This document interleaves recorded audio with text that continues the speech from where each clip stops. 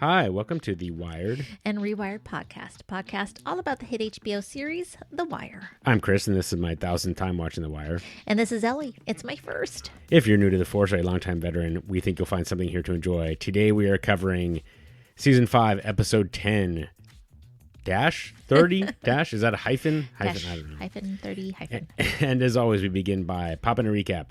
In the series finale, Carcetti maps out a damage control scenario with the police brass in the wake of a startling revelation from Pearlman and Daniels. Their choice, clean up the mess or hide the dirt. With his leads predictably drying up, McNulty asks landsmen to pull police off the homeless case until a fresh homicide ramps up the investigation. A frustrated Haynes finds his concerns from about Templeton, falling on increasingly deaf ears. I'm reading from the Apple TV. It's much smaller. I have 87-point font when I'm reading. Anyway, okay. Convinced he has the upper hand, but caught in a legal quandary, Levy plays a cat and mouse game with Pearlman. Bubbles debates whether to greenlight a newspaper story about his life. Dookie seeks out an old mentor for a loan. Marlo oversees a new co-op order as he maps out his next move. As the officers stage an Irish wake for another dearly departed officer, the seeds of the future are sown throughout Baltimore. The episode debuted on March 9th, 2008. It was directed by Clark Johnson. It was written by David Simons and Ed Burns. I did that in reverse this because I'm just, we were just talking about it's the very last episode. We're all fucking. All right, Ellie, why don't you kick it off by busting out that epigraph? ... The Life of Kings by H.L. Mencken. Mm-hmm. Yeah.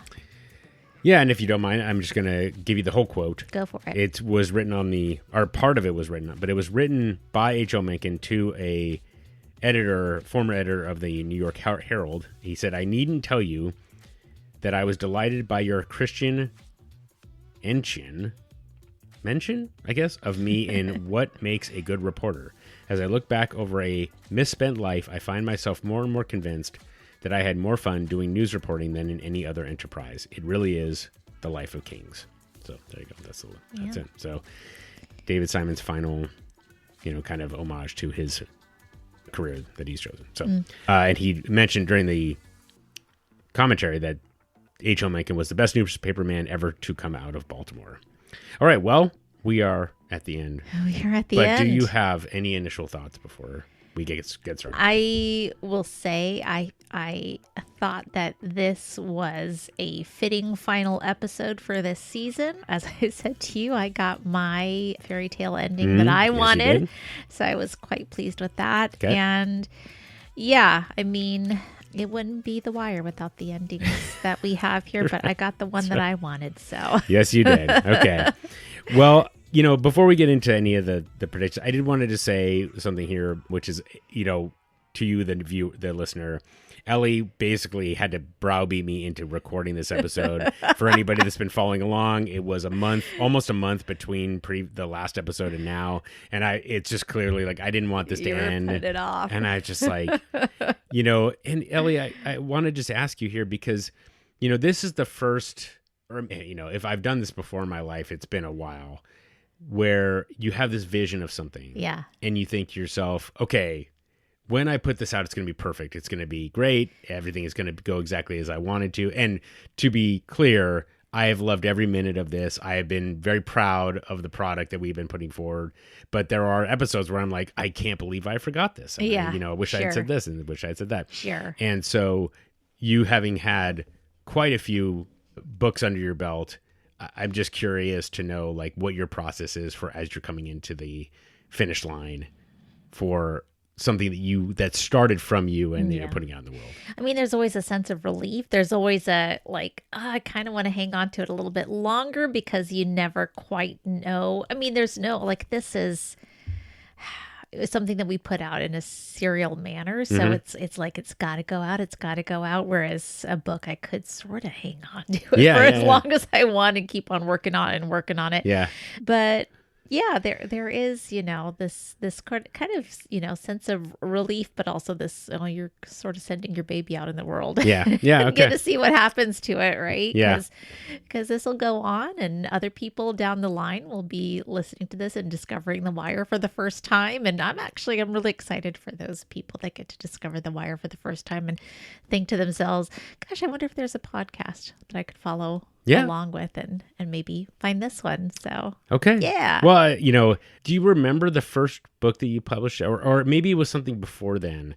Because that's where I'm coming from in this moment is so I'm just wondering if you remember, was it a book or was it even something like small, not smaller in the sense of, accomplishment, but more just like kind of in scope. Yeah. Then do you remember, was it? Well, I mean, the first novel that I actually finished and I got to the end at the end. And I mean, it was, a significant piece of writing. Yeah, sure. That I was like, holy shit. Like I actually did it. Wow. I went to the end and I'm, like I could actually type the 2 words. Yeah. Yeah. Good. Yeah, okay. All right. sure. Well, all right. So it's this feeling. is not nearly as serious as right. that, but nevertheless. No, okay. It is. Okay. It is. I mean, how many episodes have we done? This is crazy, this is 60, dude. Just coming together every single time and getting together in my studio here and putting on the headphones and making it happen. Yeah. I mean, and I'll tell you, I'm sorry, I'm getting all mushy all at the beginning, but I mean, this, as I said, this could not have gone any better. I mean, I feel like I could have there were things I could have wished I had done a little bit differently, but nevertheless, still feel like so proud of the work that we did. And of course, I'm thankful to everybody that's listened. And me too. Yeah. So, it's been really fun. It's just so fun to know that there are people out there that, absolutely, that comment back. So thanks to all of you who, I mean, I don't really interact with you all as much as Chris does, but thanks to you for doing that because you guys make it worth it. Well said. Okay, well let us not hold off any long. See, this is just, you're gonna have to be like, Chris, this is your subconscious. Okay. All right. Well, let's get into your final list of predictions. Okay. Dookie's going to find Prez. You said this I don't remember what episode. I wanted him to, but this is not the way I thought it was going to happen. Well, there's an interesting little I think.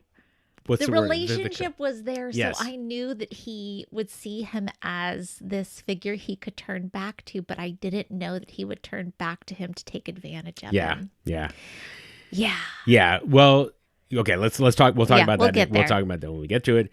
I mean, Bubbles will make it upstairs in the last episode. Yes! You called that from the beginning. Boom, got that. So great, too. Oh, so good. McNulty did not move out, so he didn't. So that Beatty did forgive him. So she did. Wow, good on her. Yeah, man, better woman than I am. I guess. Okay, so a couple other ones. You did say Fletcher should get the Pulitzer, but it will be the opposite. So obviously that is. Unfortunately, that is a correct prediction. Whiting and Clemenot keep on defending Templeton. Yes, you got that right. And then Gus leaves the paper. So not exactly, but you were in the right area. Alma had to leave the paper. Alma had to leave. And Gus got demoted. So there you go. So sorry, we had a couple of mac and cheese from Reginald. So you had this one, which I think is fantastic. Courthouse. It will have been someone we have seen. Which it is. I did not remember that. I mean, he looked familiar for sure, but I did not recall. But I'm saying that was your. They couldn't just pull it out of left field. Right. That's for sure. I mean, if it had been like Judge Phelan, that would have been crazy. That would have been, but nevertheless. Yeah. Dookie. What'd I say? Yeah. Dookie will become an addict. Yeah. There's no way he was getting around. Unfortunately, that living there. You got that one right. Oof. Rawls and Daniel will take this up the chain, which they did. They did. So you got that. Yeah, you thought they would not go to Carcetti, but there really wasn't anywhere to go. Yeah. And Rhonda but you did have Rhonda taking it to Bond, so you got that right as well. They will get rid of McNulty, and you said he quits out of guilt, which the guilt thing is really interesting. Mm-hmm. So you had that directly, and I think you were right about that. Yeah. So good job there. Thank you. And then let's see. Okay, Marlo and Chris go to prison. So Chris went to prison. Marlo got out. Michael stays on the run, so you got that. And he's going to be a lone wolf, bang, on the money. And let's see. Oh, and then does he get found out to be a fraud? You said no. So, but you also said he wouldn't get the Pulitzer, Scott Templeton. So, yeah. So, yeah. I mean, it's interesting because Gus does basically... He lays it all out. He lays it out. All the evidence. So he is exposed, but Clemenot and Whiting don't. Yeah. So there is a really interesting commentary from David Simon and Nina Noble, not surprisingly, on this last episode. So we'll cover that a little bit later. Okay. And some of the components there. Now, wanted to cover a couple of things from the previous episode that I forgot. Okay. So I did mention last episode, but I didn't have any context about Snoop and Tristan Wilde, who plays Michael, and the discussion about when they found out that Michael was going to kill Snoop. So Snoop read the script and knew that she was going to get shot in the head. So she actually had the hair stylist put a design in her head. So she actually has a star in her head. Oh. To not as a symbolic of her getting shot, but she wanted it to be shown as just kind of like, she thought there would be some more emphasis on it, but they didn't actually really show it. Oh. But she was thinking about that. And then Tristan, when he found out about him killing Snoop, he thought, going all the way up to that very last How's My Hair look, he thought she was going to kill him. And he was convinced that, wait, you guys are killing me the second to last episode? What are you doing? And then it turns out that it entirely flips on his head. And he was just really shocked. Really? He went to Felicia Pearson and said, and she's like, it's all good. She handled it really well. Okay. It sounds like, just took it like a pro. And, and so it's again, I can't say enough about going and reading All the Pieces Matter. It's a terrific book. And to talk about this particular scene. So there was just a lot of heart, and it was just interesting to learn more about Tristan and Felicia and the relationship that they built and outside of the show. And so, of course, then you have this really, it's characters doing it and so on and so forth. But anyway, and then finally, this one did not occur to me after 150 times, 1,000 times that I've watched this series. The same episode where Marlo says, "My name is my name," is the same episode where Bubbles says, "My name is Reginald." And it made me think about Dennis also, but that never occurred to me till recently. And I was just like, I just love that. I love that little dichotomy of just my name is my name. And Bubbles going now by Reginald instead of Bubbles. He's starting this new life. Yes. So fantastic. So I love it. Just great stuff. Okay. All right. Well, sorry. And I'm already getting emotional, but anything else you want to add? Okay. That's well, it for me. let us begin then. Okay, well, let's see here. Okay, like I said, I don't have, well, I told you, Chris, but I haven't told our listeners here. I do not have, separate threads. Everything is sort of mixed together for this final one because everything weaves together by the end. So I've kind of grouped things, storylines where I can, but for the most part, things are as the scenes come to us. So the episode opens with Carcetti getting blindsided when the Baltimore Police Department brass finally tell him that whole red ribbon killer case was completely fake. In the room, we've got Bond, Daniels, Pearlman, Rawls, Wilson. Everybody is dead serious. The room basically is completely silent. Carcetti's in disbelief that he built his campaign on this, and then Wilson sort of starts laughing in disbelief. Actually, he's like, the cops manufactured an issue to get paid, and they manufactured an issue to get into the governor's office. So it's pretty perfect actually when you look at it. Yep. After everyone processes it, they kind of realize word's going to get out as soon as they suspend the detectives involved. The convictions they just got are not going to be good anymore. Pearlman and Daniels still believe that the truth should come out, but you can quickly tell that City Hall is going to want to bury the whole thing instead. And so the plan is going to be to quietly wrap up the case, move the people involved somewhere out of sight, keep everybody quiet. Daniels is pissed. He wants to go to the governor himself, but Pearlman says, you do this and I'm going to lose my job because of the way that the things go up the chain, right? She works for Bond. That leads up to Carcetti. So she begs him not to do that. McNulty, Freamon, Signal. Anyone who has a smell of this on them should be gone. Before the close of business, they should be suspended, and before the end of the week, indicted. I know, but... But what? We're gonna let this shit stand because it'll hurt Carcetti to air it out? Instead of cleaning house like we need to, he's up there figuring out how to hide the dirt. I swear I got a mind to call the governor myself and just let it fly. Cedric can't. Why not? If I let this thing stand, I might as well just roll over and play dead for every police who knows about this. We cover this up. Cedric, you can't do anything. Those are your detectives. They need someone to blame. They will measure you for it. I don't give a fuck.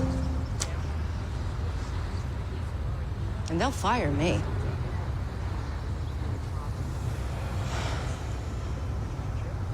You heard Steintorf? I was in charge of this thing. I was on that wiretap. This is my career. This is everything.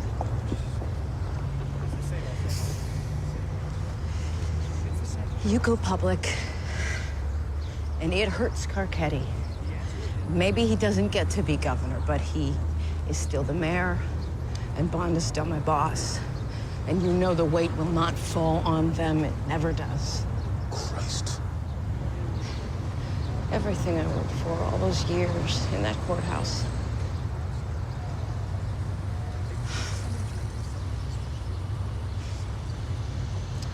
Please.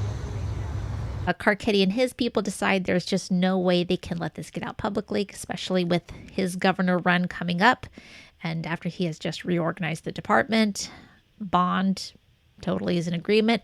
Steintorf, they've got Rawls there who's, kind of seems a little like he's going to put up a little fuss. Steintorf sees an opportunity there, takes Rawls out into the hallway and says, look, you might not be the right color for commissioner, but we have a future job potentially for you as superintendent of the Maryland State Police if you can cooperate and keep your mouth shut. Yep. Once, Carcetti gets into the governor's office. Yep. I can see what you're thinking in there. I can see the gears grinding in that head of yours. You're thinking, hey, I might have some wood on Carcetti here. After all, there's no way they could pin the blame on me for this fiasco without doing their boy Daniels too, right? You're thinking we'd have to fire Daniels to fire you, and that wouldn't sit well given how much we've already sold Daniels. Isn't that what you're thinking? And so you're telling yourself that maybe there's a way for you to leverage this, to get yourself a full term as commissioner, to delay Daniels a few more years in exchange for you shutting the fuck up and doing what you're told. And you know what, Bill? You're not far off. You do have a little leverage here, but just a little. And I wouldn't overplay your hand. How would you play it? I'd shut the fuck up and wait your turn, and when Tommy gets to the State House, he brings you with him to be State Police Superintendent. Because while you may be a shade too white to run the Baltimore Department, you're just about right for the MSP.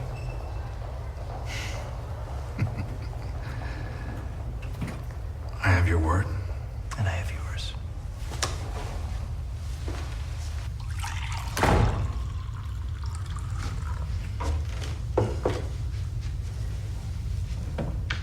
Back channel is the way to go. See, the police commissioner done fell off his ass. All right, anything there? Oh, sure. I mean, Please dig in. well, I mean, so the interesting part about it, right, is that. Well, let me start with. Do you understood the road to Damascus moment? Yeah. Okay, so for anybody who doesn't know, so Paul, Apostle Paul, Yep. was well. Do you want to explain? No, go ahead. I mean, it's been a while, but he used to be called Saul. He's on the road to Damascus on a donkey, and his story goes that he was blinded by a light. He falls off his donkey, and because he was, I think, just a really real naysayer of Jesus's teachings, and so he then in that moment is converted, and he takes it on this new name. Name is my name, and My as name is and my now name. he's Paul, and so he becomes this convert, and so of course when Norman says the deputy has fallen off his ass, that is that moment. So he's basically converted over to the mayor's thinking, or at least Steintorf's thinking. So, so just one other thing is that, Steintorf in this moment really shows a lot of value as kind of, he's had some moments where you're like, this guy is just a real son of a bitch. But, you can see he's got this really political mind to he's him. got his little eyes looking around, like he's constantly looking for an opportunity. Yeah, exactly. So he's got it all figured out, and he really, really bails out Carcetti in this moment. So there's that. The interesting commentary from David Simon is just you have Daniels and Rhonda together, and how Daniels is pinned in not about his own career aspirations, but because of how much he cares for Rhonda. And so that's why he holds back, because even though he doesn't care about the repercussions for himself, he cares about the repercussions for somebody else. Yes. Which just makes me think a little bit more about like when Rawls confronts Freeman in season 4, Rawls says, "Are your disciples as keen for the cross?" And that's what makes Freeman change his ways, because he knows that if he goes forward with these subpoenas and stuff, then Rawls will not just punish him, but he'll punish Kima and Sidney or whoever else. And so Freeman has to protect them.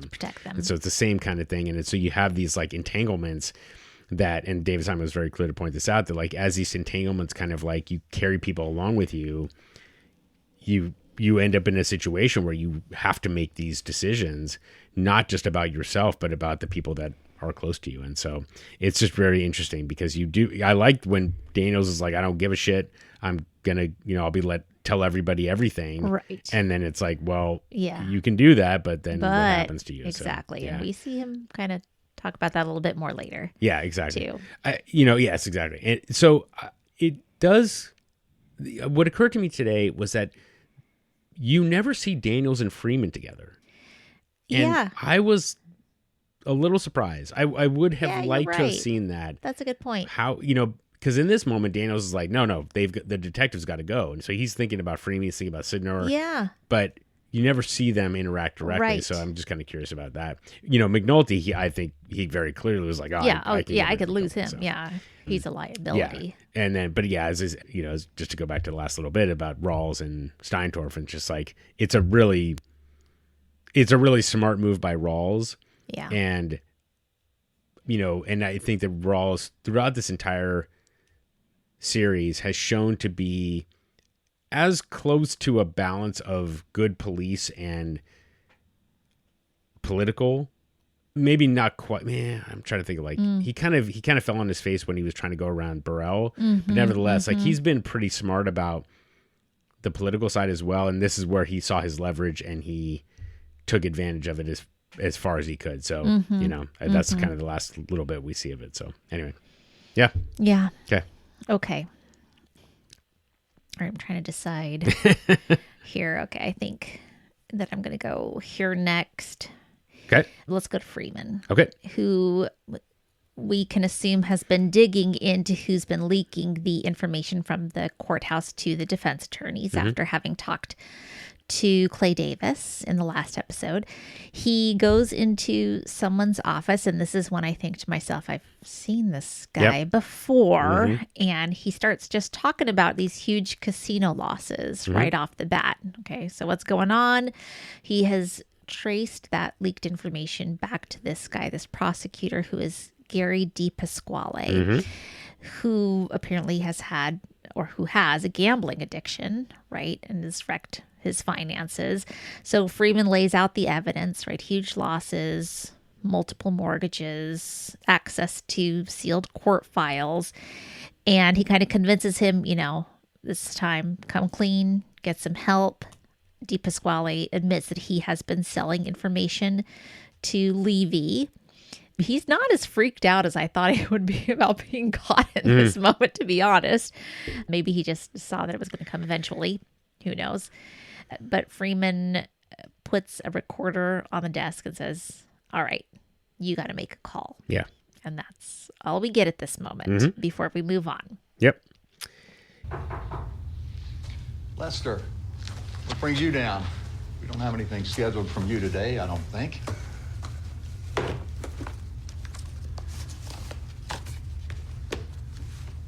$40,000 from the showboat on the boardwalk, 26 at the Borgata, 80 over the last year at the Taj Mahal, and that's just the Atlantic City casinos.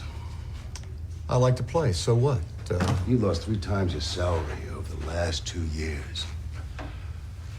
I ran you through Sentinel Title and came back with 7 pages of liens and a 3rd mortgage you folded on 2 months ago. Gary, you're done. What do you mean?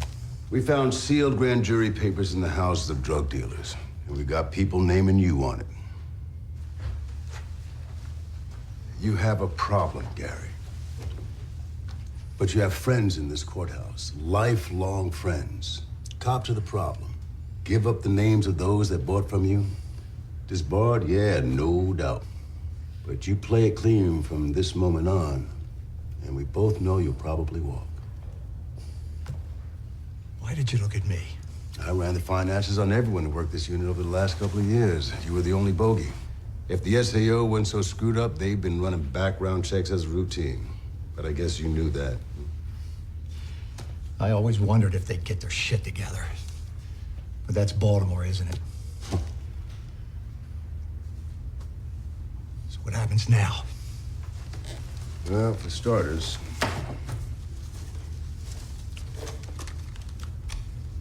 you're gonna make a phone call. Yeah, but yeah, as we said, we had only seen this guy a few times. I think we saw him for the first time in season 2. Okay, I was hoping you would tell us where we'd seen him before. So the first time, Bunk actually calls him Charlie. Oh. Well, I don't know how they switched it up because it was the same actor. And the actor's name is Gary Daddario, who was the shift lieutenant with the Baltimore Homicide when David Simon was embedded with him. Oh. And he was also the tech advisor. So why they called him Charlie in season 2, not sure. Okay. Nevertheless, so he was the guy who said, I've almost got the dock workers willing to admit that the docks are by the water. Oh, my God. So that's when we first see him.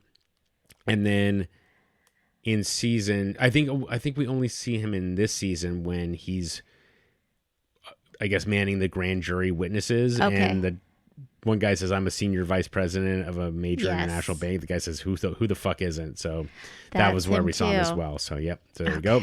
And so that's it. And so it is fascinating to think, though, of course, that the leak is just I don't want to say a little guy, but like, it is somebody that has a good amount of influence. And, you just find a weak link. And it reminds me of Bodie saying, soft link, break the chain. And there you go. Right. So, and then finally, twice the tape recorder is brought out, and it's basically the same camera shot. And David Simon called it the monolith from 2001. That was hilarious. That's awesome. I love it.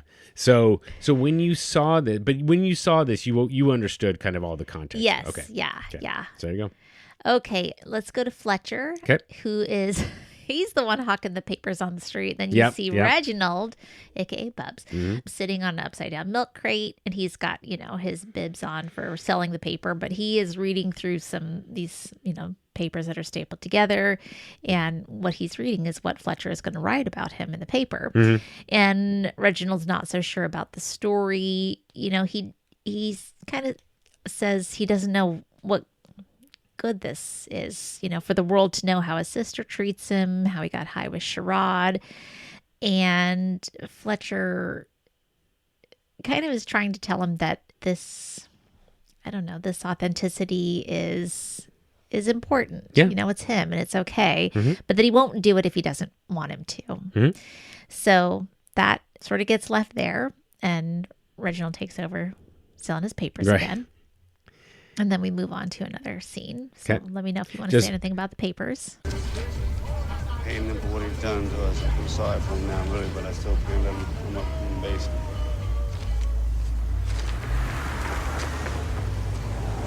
You gonna put all that in the paper? That's the plan. Even the parts about Sherrod? Yeah. What good is a story like that? Like what? Like me, Sherrod, getting high and not getting high. My sister, all that shit in there. What could do any of that do to put in the newspaper? People read it, they think about it, maybe see things different. I don't know, man. Bubs, you don't want me to do this, I won't do it. I don't know. Baltimore Sun, a little bit of sun. Sun paper.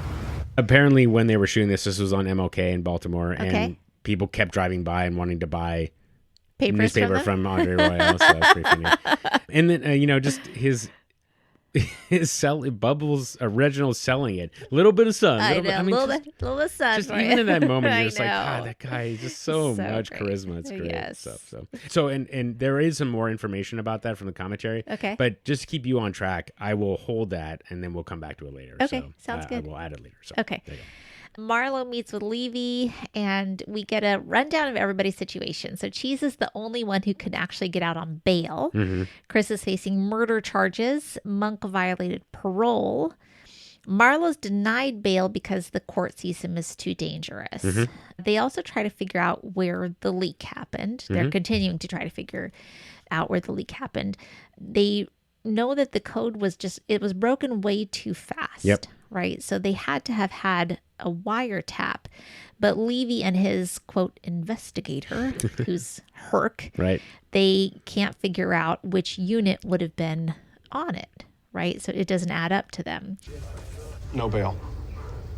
They're claiming a propensity for violence and witness intimidation at the bail review, trying to have you held as the kingpin. They can do that. They can try. Depends on which judge they draw. So I don't got no bail for Chris, right? I mean, he got the murder warrant. Monk, neither. Too much weight in his car, and he's on parole from the 04 charge. The best I could do was spring Mr. Wagstaff on $300,000. You sure that kind of money? Put up his uncle's house on surety bond for a third of it. Bondsman is fronting the rest on a fake lien. Right now, the important thing is not bail, though. The important thing is this. I need you to tell me who else knew your clock code. Told you. Me, Cheese, Monk, Chris, and the supply. That's it. No one else. No one else even had my cell number except you.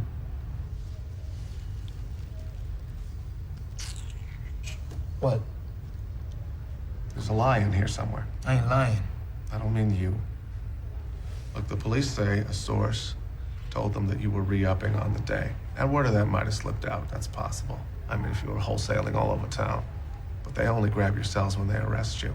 And then they have to go get warrants before they can look at the photos on the phones. It's only when they get to the photos and break the code that they have enough to type a charging document for you or Chris, right? I mean, you aren't caught with drugs.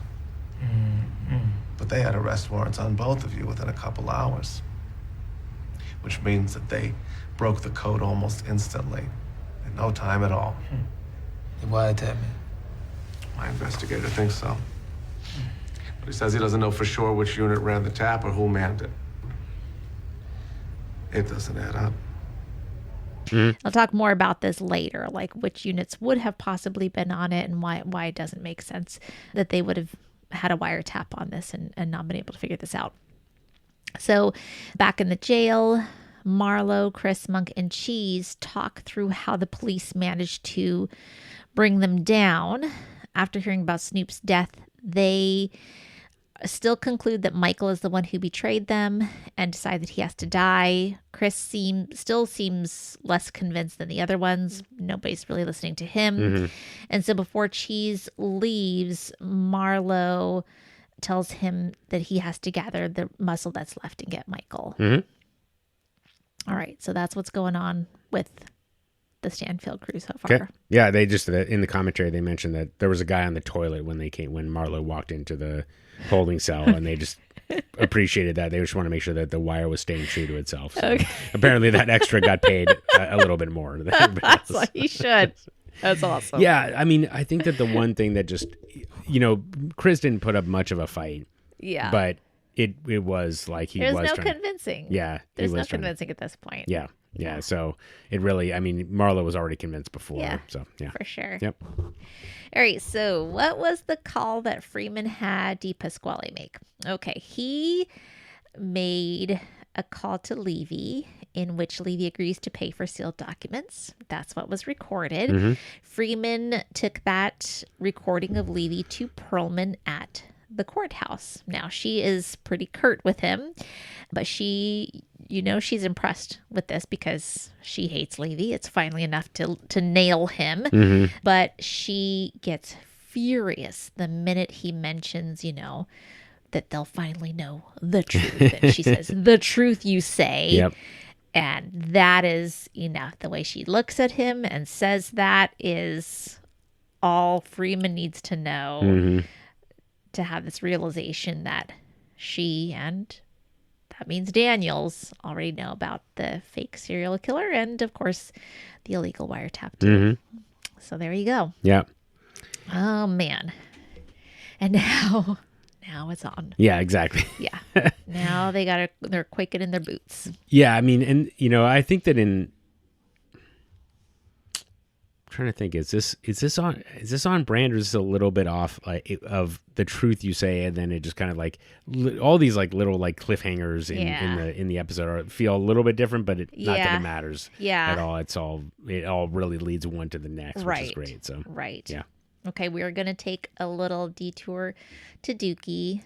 Oh, Dookie. Yeah. Okay, so out on the street, you kind of see through a security camera, you see Dookie. He's at Tillman Middle School. He says he needs to see Mr. Prezbo, and he's asked to wait outside. So he is waiting outside while he's out there. Boy comes out, shakes a bush, knife falls out of it. Call back to Namond. Exactly. Very good. Lost his knife in a bush. It was confiscated. Dookie turns around at that moment and he looks like shit. Yeah. In that moment, you see what his face looks like and you know he's using drugs, right? And who comes to the door is Miss Donnelly. He reminds her of himself as Duquan. And she says, well, it's nice to see you. What are you doing here? I'm waiting for Mr. Prez. And she tells him, well, you'll have to wait outside since you're not a student. So he does. He waits outside. And then Prez comes out. He's a very nice beard. He's a lot more control when it comes to detention. It's another callback. Yep. Because he had no control when it comes to trying to put kids in detention. Dookie tells him that he is, quote, outdoors now, meaning that he has no home. He wants money for an apartment so he can get his GED, turn things around. Prez wants to believe him, but he clearly doesn't. Yep. And first he says, I'll take you down there and I'll pay to enroll you. But he says, oh, no, you don't have to do that. So he says, it's not even about the money. But listen, let's do this. I'll give you the money. And next week, I'm going to check to see that you're enrolled in school. And listen, if you're not, it means we're done forever. Yeah. Right? It's goodbye, Mr. Prez. Goodbye, Dookie.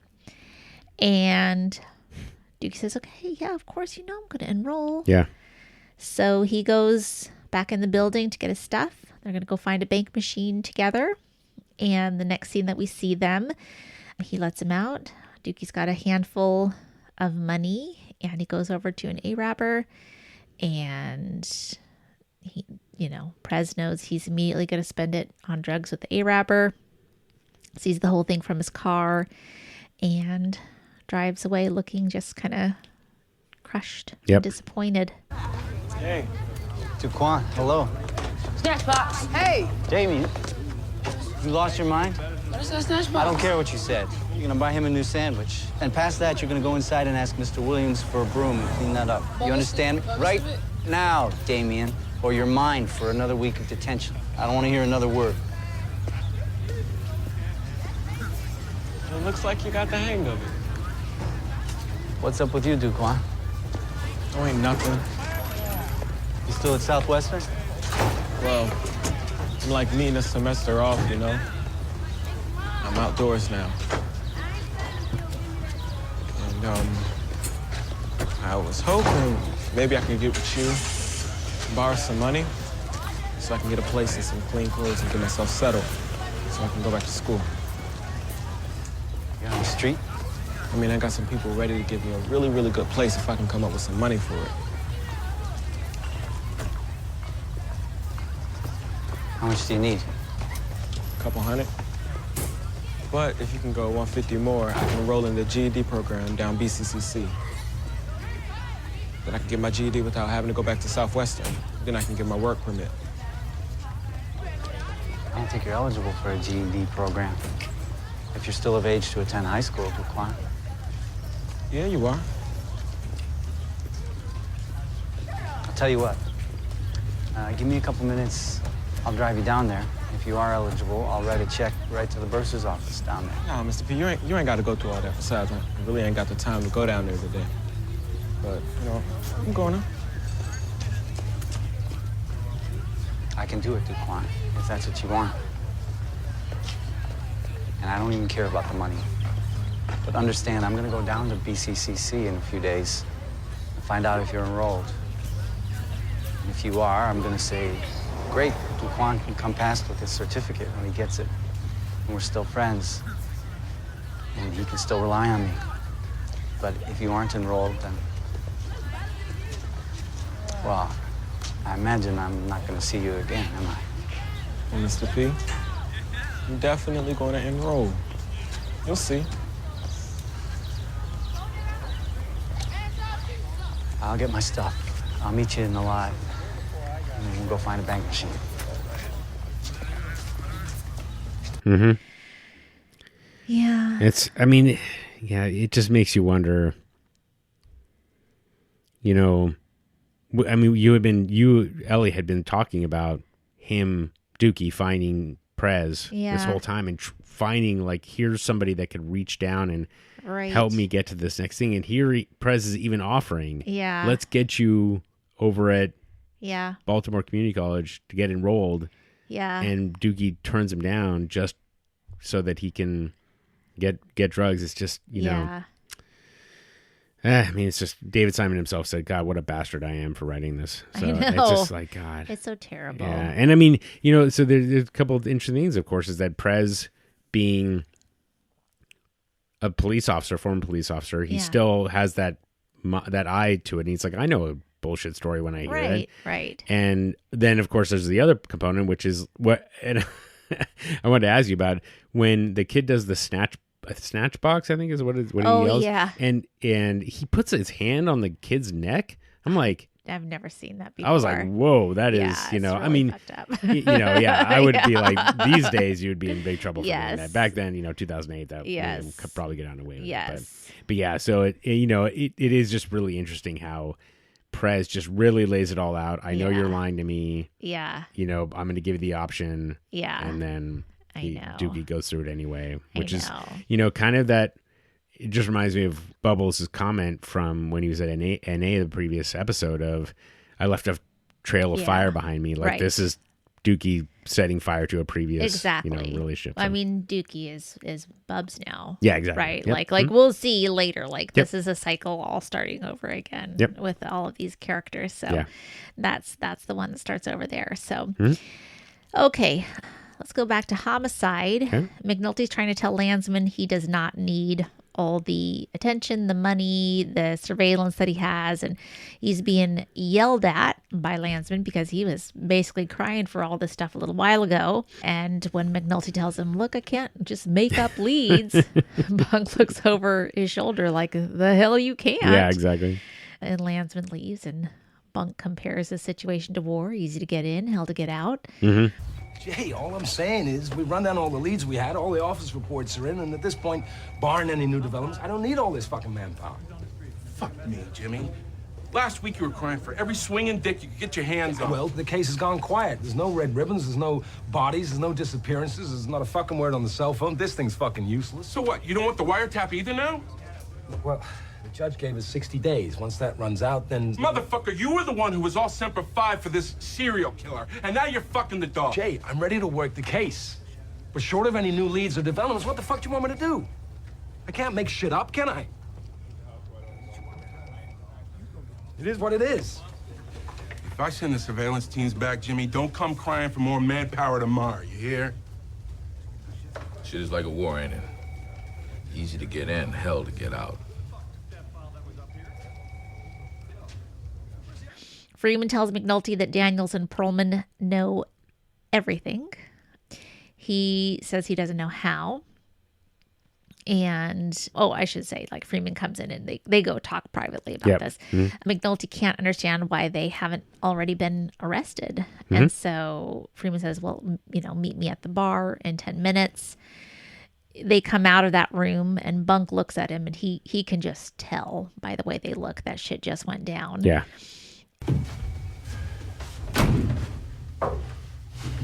Pearlman knows everything. Daniels, too. They figured it out. How? I don't know.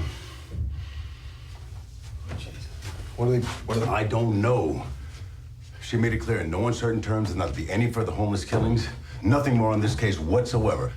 Does she know about Marlo? That our case... He knows everything. Daniels knows.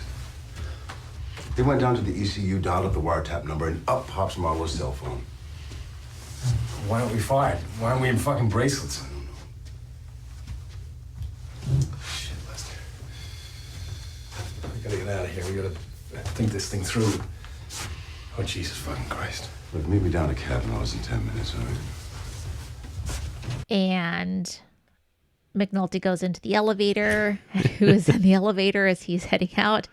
It is Daniels. They don't say shit to each other. You just see them on the surveillance camera in the elevator. And as they get out, Daniels just says, "To be continued." God, what a line. McNulty just looks terrified. Yep. So that is fun.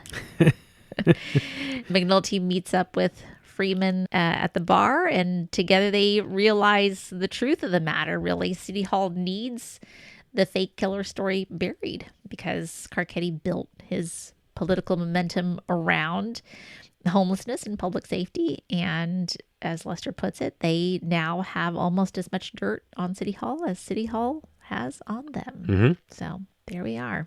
Obviously, they're not in a hurry to go public because we ain't cuffed. They're pretending on this case like we're pretending. Why? Carcetti. He's exposed on this. How? Just blame it all on us, on the department. To kill us, they'd have to kill Rawls, Daniels, and half the chain of command, and he made those guys. It's his police department. So he opens himself up right when he's out there running for governor. So they want us to do what? Run this thing down quietly? It's no problem. 6 months from now, after the election, they might decide to open it up in grand jury so we can still go to jail. And if not, I expect to be back in the pawn shop unit, and you, my brother, are gonna ride the boat. So what? It was worth it. Wasn't it? Depends. Are they gonna let the case against Marlo and his people stand knowing what they know? Well, why wouldn't they? It still works on the seizures and cell phones. It works without the illegal tap. Yeah, it does. And they made a big deal about dropping Marlo. They called that press conference and linked him to all the bodies. For them to drop the case now. You know, if you think about it, we got almost as much on them as they do on us. Yep. So how did you feel about the whole explanation there? It worked for me. Okay. Yeah. Okay. Just curious. Yeah, I mean, yeah. For me, obviously, like I'm already like, yeah, that's right. You know, yeah. So just a couple little notes here. You know, I just the scene when Freeman shows up and he pulls McNulty into the interrogation room. Yeah. When McNulty kind of, it all dawns on him, it's all come kind of crashing down on him. You know, Dominic West is just this terrific turn of, he just starts to, you can kind of hear his breath, like he's starting to breathe harder, and he's just starting to get super panicked and stuff. I mean, it really, you can really feel it, which I appreciated.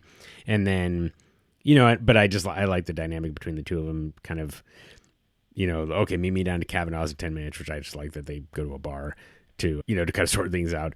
And then when Bunk says, oh, this was a little bit earlier, but Bunk says it's like a war, that was David Simon and Ed Burns making a commentary about the Iraq War, and coincidentally now we're in the Iran War, which is it's you can't just turn it off. You have to like figure this all out. And then apparently the real Cavanaugh's is now a lesbian bar, not, you know, for whatever, for better or worse.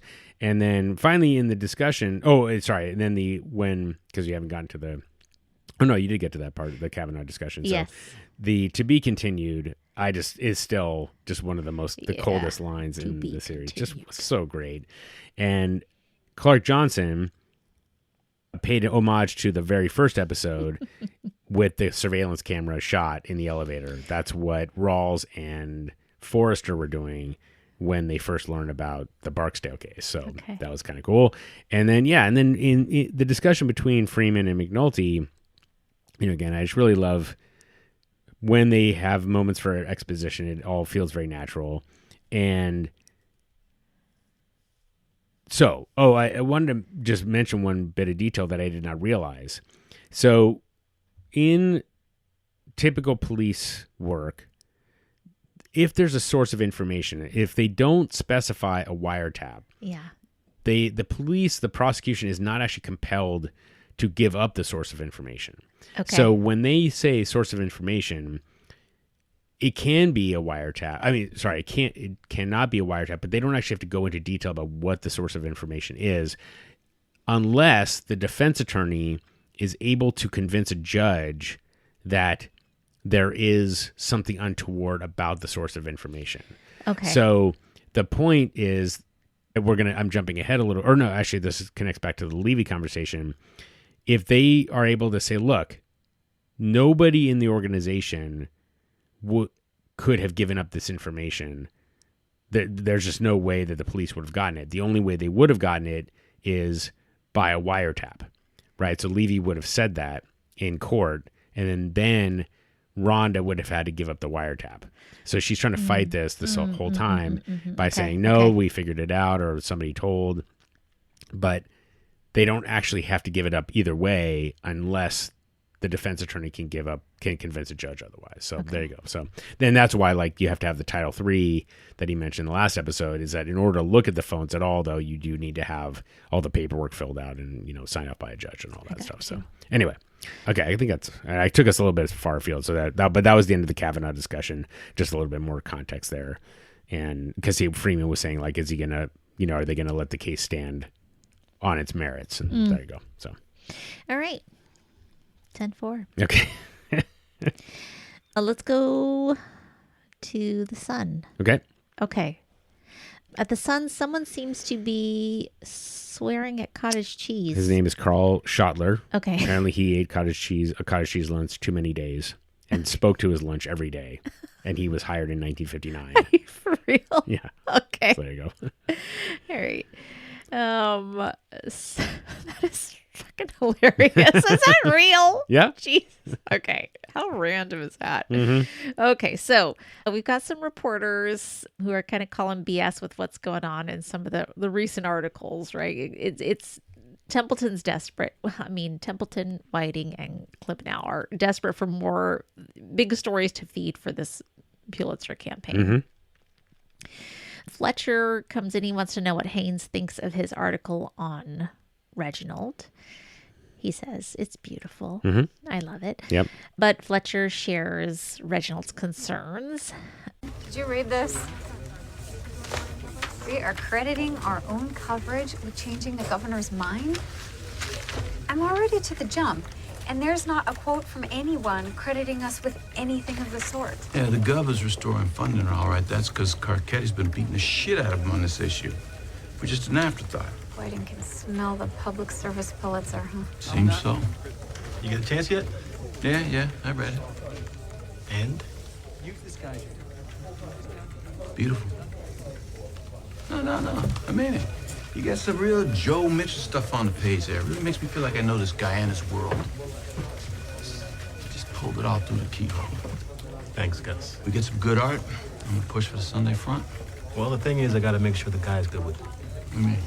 Part of the story about the kid still bothers him, and when he told me about it, he was just talking. Well, you told me you were writing about him, right? No, but I'm putting the guy's life out there. I just want to feel clean about it. You know what I'm saying? I remember clean. Later on, we have Haynes's mole. I can't remember what that guy's name is. Robert Wiley? No, sorry, Robert it's Ruby? 2 R's. Yeah, Robert Ruby. That's right. Sorry, Wiley's the other guy. Okay. Mm-hmm. And he tells him that he checked on Templeton's quotes with the people who supposedly said them, and a lot of them said that they didn't say those things, that like they wish they had, but they didn't sound that smart. Mm-hmm. All right, anything on that? Actually, there's a lot that happens in that scene with different people, so I didn't know if you wanted to say anything there. I mean, just that, well, I guess I'll mention it now. So David Simon mentioned in the commentary that he had not confirmed, like he left it ambiguous about whether Whiting or Klebanow believed that Scott Templeton was fabricating the stories. Right. They That's were true. kind of probably willfully ignorant. And that seems right. And I guess I'll just mention here that, it goes back to the very beginning of the season, but it's important to kind of connect here. You have to kind of be in the newspaper or in the journalism business to understand this, but apparently a healthy newsroom will report back, have other people report back, like kind of re-report previous stories.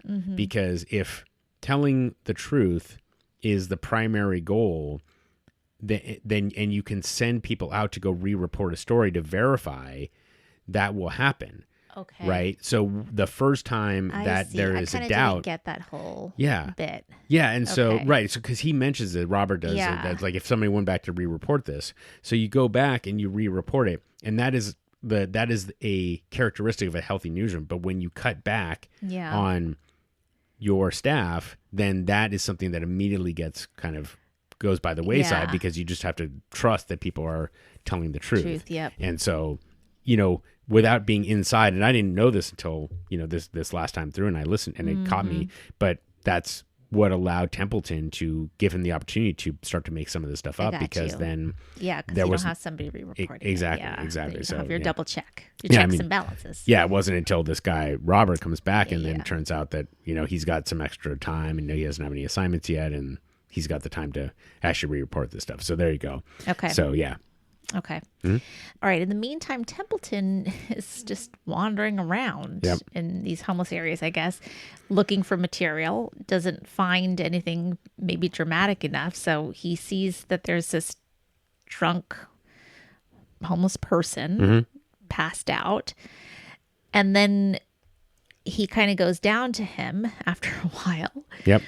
And then we cut to McNulty, who is home at Beatty's home with her kids, and he's playing, I think it's Trouble, the Pop-O-Matic Trouble. Is that what? Okay, I think it is. I was wondering. My friend used to have that game with Beatty's kids, and you see Beatty even breaking a smile watching them, and he gets the call, right? Because why? Because there's a case going on now with a homeless person, I'm guessing, right? And we find out that Templeton has called 911, claiming that he witnessed an attempted kidnapping of this homeless person. Yep. So McNulty shows up and is taking the report. Templeton has spun this whole story about men trying to drag this guy into a van. Can't remember what the guy was wearing, some nondescript clothing. The homeless man himself is too drunk to say anything useful. Like, did anybody hurt you? My father. He was drunk.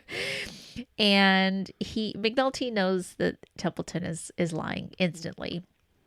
And then a homeless person comes up, and it's an undercover cop. Yep. Right? And he is trying to maintain his cover. And McNulty knows him, and he tells him it's bullshit. Like this did not happen. And so he decides to let Templeton walk instead of charging him. Back at the newsroom, Haynes refuses to run Templeton's fake kidnapping story. Why? Because the police are not taking it seriously. They said there's nothing there. Cleveland says just because they aren't doing their job doesn't mean we don't do ours. And he accuses Haynes of having a personal vendetta, then moves the article to another editor. And Haynes tells Cleveland that it always, when people make this shit up, it always starts with something small and true.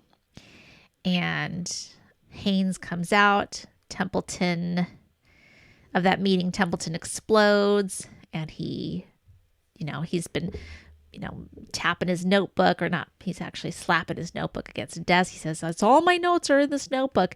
And then he's pissed. He tosses his notebook aside on the desk, and he also leaves. We don't run this shit, especially not off the front. I saw what I saw. Alma is on the phone with police PIO, and they are telling us on the record and off that they are discounting any report of a possible abduction. That may be, but that doesn't mean they're doing their job, and it doesn't mean we shouldn't. Our job is to report the news, not to manufacture it. Fuck you, Gus. Nice. What do you got? I just sent I know that they're jealous of how much play his stories get, but the truth is... We cannot run this shit. Are you suggesting that Scott made any of this up? You ever notice that the guys who do that, the Blairs, the Glasses, the Kellys, they always start with something small. Just a little quote that they clean up, and then it's a whole anecdote. And pretty soon they're seeing some amazing shit. They're the lucky ones who just happen to be standing on the right street corner in Tel Aviv when the pizza joint blows up and a human head rolls down the street with the eyes still blinking. The pictures were sent to him. The police have confirmed. It always starts with something true, something confirmed. But then you got a son of a bitch who just happens to be walking in the Guilford entrance when the mysterious gray van comes. Gus, this has gotten personal between you and Scott, and it's affecting your judgment. I'm moving the story through the state desk. You should go home. Think this through. We'll talk in the morning.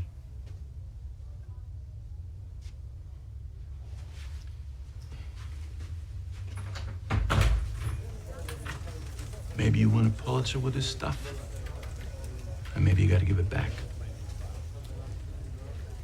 It's in my notes, Gus. Everything that happened, everything that guy said when I got to him. Every last word is in my notes! And then we see McNulty at home, peacefully. Nothing there. Phew, right? Yeah. Right? Everything's okay? Mhm. Well, just wait. Yeah. More soon for McNulty. Yeah. Okay. Okay, so let me just see here. So, I guess, I just covered here. So, Templeton walks up on this guy and he's passed out on the ground. And again, and what David Simon said in the commentary is just like, once you go fabulous, you just keep going back to that well. There's a guy sleeping on the ground outside of the newspaper office. Like, there's a whole story right there, right? It's not sexy, but it almost certainly would be valuable to talk about how did this guy end up here? What can we as a society do, right? And instead, it's like, well, I got to connect this back to this serial killer guy.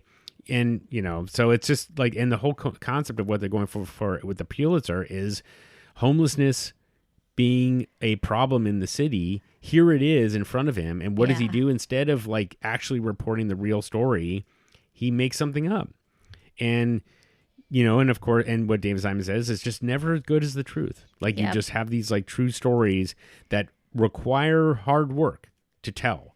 But, but you go with something easy, you go with something that is going to catch the eye, and, it's easier to get that out. But of course, it's not doesn't nearly hold up nearly as well. So that's like the first thing. The interaction between Gus and Templeton and Klebanow, it's very interesting because apparently the other comment I'll take from David Simon is that the comeback is always the typical comeback is the ad hominem, which is they're jealous. Like anybody speaking up about somebody, instead of questioning their integrity, they're assuming that it's based out of jealousy or some kind of personal flaw. Yeah. So, and what I don't understand from Klebanow is we just never learn about why he continues to support Templeton. Yeah. Right? You have the police telling them that this did not happen. And yet Klebanow, instead of saying, wait a minute, I have to think about this, it's like, I've still got to keep this guy close. I've got to keep him protected. And I don't know if it's like this once, like you have developed this idea of who this guy is, you don't want to change your mind about it. Right. That kind of rigidity that you sort of develop about something, or I don't know. Yeah. Yeah. I wish we did have a little bit more insight about that. It'd be interesting. Yeah. I mean, and I think that, there's not enough time. Yeah, exactly. I totally agree. And then but David Simon did say that like the people that end up fabulous, they were sheltered by the institutions. Right. Mm-hmm. And we'll talk, I have a little bit more to say about what he had to say about that. Okay. But just moving on, he did say that the last refuge of the scoundrel journalist it's in my notes. Yeah. So yeah, we got it's that. in my notes. Yeah. Fabulous. Yeah. But then just to hit, notes. yeah, exactly. It's like, well, it's all here, but you can't see them. Those are my notes. So anyway, and then, but as I said, just to reiterate one more time, that what this season illustrates is that there's all this focus on stuff that either is not real or really on the outskirts of what matters. And they're missing what is real and also does matter. Mm-hmm. So like you have, and let's assume for the moment, that you believe that three homeless men have been killed by a serial killer. That sounds tragic. And obviously it is, right? If that were the truth. But there are how many people in Baltimore experiencing homelessness? Sure. Like thousands. Yeah. And you can have a much, much greater impact on that, focusing on that and telling the story about that, and not focusing so much on these kind of sensational, events, which I don't want to diminish it, even if they were real. But at the same time, you put your focus one place or the other, and you can have a huge impact in another area if you just dedicate the time to it. So, right. Anyway, focus on the things that are real. So, okay. Exactly. All right. Sorry, there's going to be a lot of tangents and diatribes from me today. So. I thought you were going to say life lessons. No, but and we're already 50 minutes in, so All right, I'm going to take a little jaunt over to Levy for a second, because at this point here, Levy later confronts Pearlman. He tells her that his sources are telling him that with all the budget cutbacks, the only wiretap was for the homeless killer, and that he's prepared to expose everything in court. Mm-hmm. She says, sources. Oh, well, that was it's just being glib. Yeah. Okay. I'm going to go to Reginald again. Okay. Reginald lets Waylon read Fletcher's article. Waylon tells him that, the story really understands who he is, he thinks, doesn't sugarcoat anything about him. And Reginald finally admits that the reason he's kind of afraid of the article isn't shame. It's that since Sherrod died, he hasn't believed that he's a good person anymore. Mm-hmm. And, that this is kind of pointing out some of the volunteer work that he's doing. And he doesn't need people thinking he's a good guy. Right, or think he deserves people to think that he's a good guy. Mm-hmm. And then Waylon hands him this piece of paper. He says, "Read it, sucker." That, and I can't remember what they mispronounce it. It's Franz Kafka. Yep. And it's a quote on suffering. I don't have the quote here, but maybe you do. I do. Do you want to read it? Sure. Okay. You can hold yourself back from the sufferings of the world. That is something you are free to do, and it accords with your nature. But perhaps this very holding back is the one suffering you could avoid. Right. So to me, that's the quote is saying that, holding yourself back from allowing yourself to feel pain is its own kind of pain or suffering, right? Mm-hmm. Yeah. So, yeah, exactly. I feel that very, very deeply. I'm always, the kind of person that's just let yourself cry about it. Mm-hmm. Just do it. Just, just get that shit out. Just go through the easiest way to get past it is through it. That's always where I am. So, yeah. And I think that's something Reginald is learning at long last. And I love that. Yeah. You think? Put my shit in the streets, huh? Well, it's you. He's got you. Yeah, well. He's got what you're about. The guy likes you. That shows through. He's saying that this giving back that you're doing, he's putting that up against Sherrod. And, he ain't letting you off the hook for shit, but he's just putting it all out there, the good and the bad. You know what? The bad don't bother me to have out there. Shit, I know the bad. I ain't lying to no one about the bad. Scared of somebody calling you good? A lot of folks volunteer places. A lot of folks share meetings. Plenty of motherfuckers wake up every day and not get high. Man, making me sound special for doing what the fuck I need to be doing. Read it, psycho.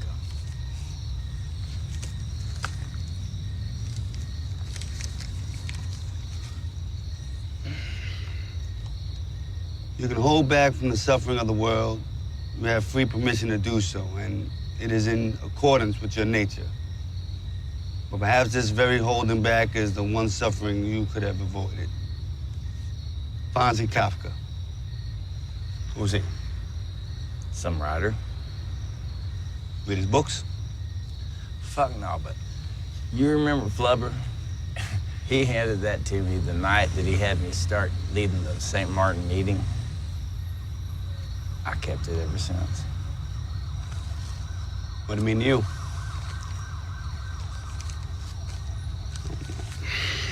You want these? Yeah, my man said he needed back, not to make any copies. He's saying he ain't supposed to show it to me before it goes in the paper. I mean, if I let him. You gonna? Thanks for the crabs. Yep. I mean, and once again, one thing I wanted to mention about that was it reminds me of their very first interaction, right? So they were on a bench in season 1. That's right. And Bubbles is kind of giving Waylon his kind of life story a little bit. Yeah. And this feels very much like this is the start of a new chapter for him. Right. Honestly, so. Oh my gosh, you're so right. Yeah. Ooh, I forgot about that. Yep. And so, yeah, I mean, and I totally agree. Like that line from him is, I've heard it when I'm watching the series, a dozen times or whatever. And it is a pretty remarkable comment, right? Like we do try to avoid the sufferings of the world, the things that we don't want to think about. But in doing so, we do make ourselves kind of more miserable. Yes, we do. Right? Like, yes. And so and it's not like we always have the strength and the capacity to face those things dead on. Yeah. But if we are able to, we are better off for it, generally speaking. So, And we have, there's other cultures that are so much more open with their grief and their pain. Like they'll have, just like sessions of group wailing. Like they'll just wail and wail like their grief and their pain. And it'll be so loud and so visual. And our culture, we just swallow it so much, when somebody else is really outward about it, you're just like, oh my God, like do that in your house, do that privately or whatever, or that's over the top. And it's just like, we're probably we're probably killing ourselves earlier because we just swallow that shit and it's just making us sick, That's what I think. So. Yeah. No, I agree. I wonder where it comes from. But do you think... So, because Bubbles says, I'm not scared about the bad. Yeah. Like, he doesn't have any problem with that. So, I'm curious to know what the sufferings of the world is, like, what that means in this context. You know what I mean? Yeah. I don't know.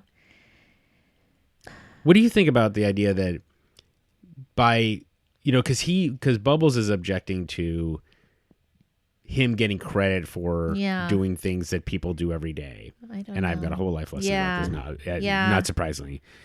And so by sort of getting this sort of praise, I think he's trying, I feel like it's like he's struggling because other people are suffering. Yeah. And so he doesn't, by acknowledging praise, and he is also denying the suffering of others. I don't know. You know what I mean? Or maybe I don't he's know. just afraid he's going to forget, that eventually he's going to forget. Oh, that's interesting. Oh, I like that. What he's caused or what he's done. Yeah. That he will forget the bad. Like he's okay with the bad, but he doesn't want to forget it. Yeah. Oh, that's interesting. Oh, I don't know. I like that. Maybe. That's good. Yeah. Okay. I'll go with that. Okay. Let's go with that. Okay. All right. Now let's get back to McNulty. Okay. Who was just having his nice moment back at home. Yep. Before things get worse, because what has gotten worse, there is a homeless man who has turned up murdered now with a white ribbon tied around his wrist. And Bunk and Greggs has caught the case. And back at the Sun, we have Haynes, who's hoped that, well, let me back up. Bunk himself says copycat at that moment. Yep. Which is, I didn't even think that until he said that. Back at the Sun, Haynes hopes he has everything he needs now from Ruby to prove that, to Klebano, that Templeton's full of shit. But Ruby tells him don't do it because he says, you go do this, they're going to take you down. They don't want to hear it. That's when Alma comes in and says, there's been another homeless murder. Yep. Okay. Yeah, sorry, but just a slight correction. Yeah. It's Luxembourg, who's the Metro editor. Luxembourg. He's the one not that Ruby. yeah, You're right. Yeah. Got you. And the only reason why I mentioned that is because what Luxembourg's the one that he was trying to help him gather all the evidence that he needed Ruby before. was, yes. No, I mean back before when he was trying to, not evidence, but like saying, I had your back. Yeah, exactly. Yes. That's correct. Yes. But the important thing is, the reason why I wanted to correct that is because Ruby brings all this information together. Luxembourg is looking at it, and from his perspective, he sees all these different kind of threads that paint a picture, or, I've got the metaphors. I'm mixing up the metaphors, but the point is that, but it's not necessarily a smoking gun is the tricky part. That's what Luxembourg is basically trying to say. So whereas Ruby, would it be a much easier sell? Yes. Luxembourg's trying to come at it from like, are you sure? Because this doesn't really feel like it. So anyway, just want to make sure that's clear. Thank you. Yep. Yes. Okay. So now we have McNulty, Bunk, and Greg's together, and they are figuring out that somebody is copying the fake serial killer case, right? News cameras start showing up immediately. McNulty is kind of, you're like getting these close-ups of him. You kind of see that he's sort of spiraling because this has gotten really out of control. Dead for a while. And I can assume, Jimmy, from the fact that the ribbon ain't red. And the simple fact that you don't need another body because Marlo is locked up. I got nothing to do with this. Oh, wonderful. We've eliminated one suspect. You see what you started here? The bosses are gonna toss it back to you. No doubt. Bosses know it's bullshit. What? Daniels knows. Pearlman, too. How the fuck you... How much longer? Can you give us a minute? You turning the world upside down with your bullshit. How are you not in jail? I don't know. The lie's so big, people can't live with it, I guess. Jesus fucking Christ, Jimmy. I told you. I fucking told you it was gonna come to this. You played with fire, didn't you? And now we're all getting burned. And then back at City Hall, Carcetti's watching the coverage, and he's like, did somebody not get the message? Yeah. Okay. It's getting bad. Daniels and Rawls now have McNulty in a room, and they are, just in their shirts with their badges and whatever, and he's just in his plain clothes, and they are standing up against the wall and looking very official and imposing, and he's sort of by the door looking like a scared rat almost, and they're going over this whole fake killer and now copycat murder, and they are just unloading on him, and they are like, the only way out for you right now is you better solve this copycat case fast. Yep. So we can, pretend that the real killer was caught all along. And they tell him too, like, no matter what, your career's over. Yep. You're not killing them yourself, McNulty. At least assure me of that. And the one you disappeared? He's okay. Last I checked. Good, that's a start. I guess. I thought you got a message. Copycat. I got nothing on this one. Jesus. How'd you do it? How'd you get him by the medical examiner? Some are real, I just linked them with the ribbons. Some I juked as strangle jobs. If it matters, I know now. Fuck what you know now. This was all for money, McNulty. You couldn't live without the OT. The Stanfield case. It was that. I know where it went, but you got paid, too. You and Freeman and maybe a dozen other guys. Wasn't about the money.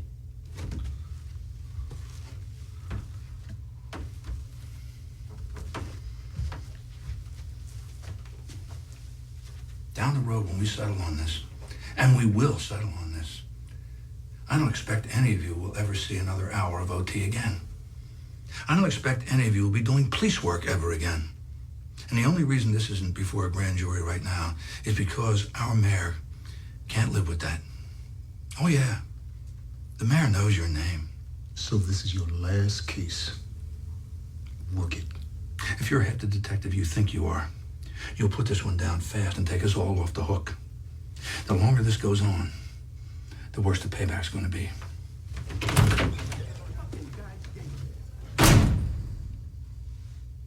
Okay. Okay, so if you don't mind, I'm just going to... Yeah, there's so much. Oh, my God, yeah. it's all over the place. I'm sorry. No, it's okay. Okay. I mean, it's not, weirdly, it's not that much runtime, but it is a lot. Yes. So, but just a couple of things, just a comment. So, when Kima and Bunk and McNulty are at the crime scene, McNulty says that the bosses know, and they pull out to show Kima looking away. Yeah. Which I just like that. I like that shot because, like, obviously she doesn't want to reveal anything that she knows that of what she's done. So I thought that was interesting. Yeah, and I don't know that.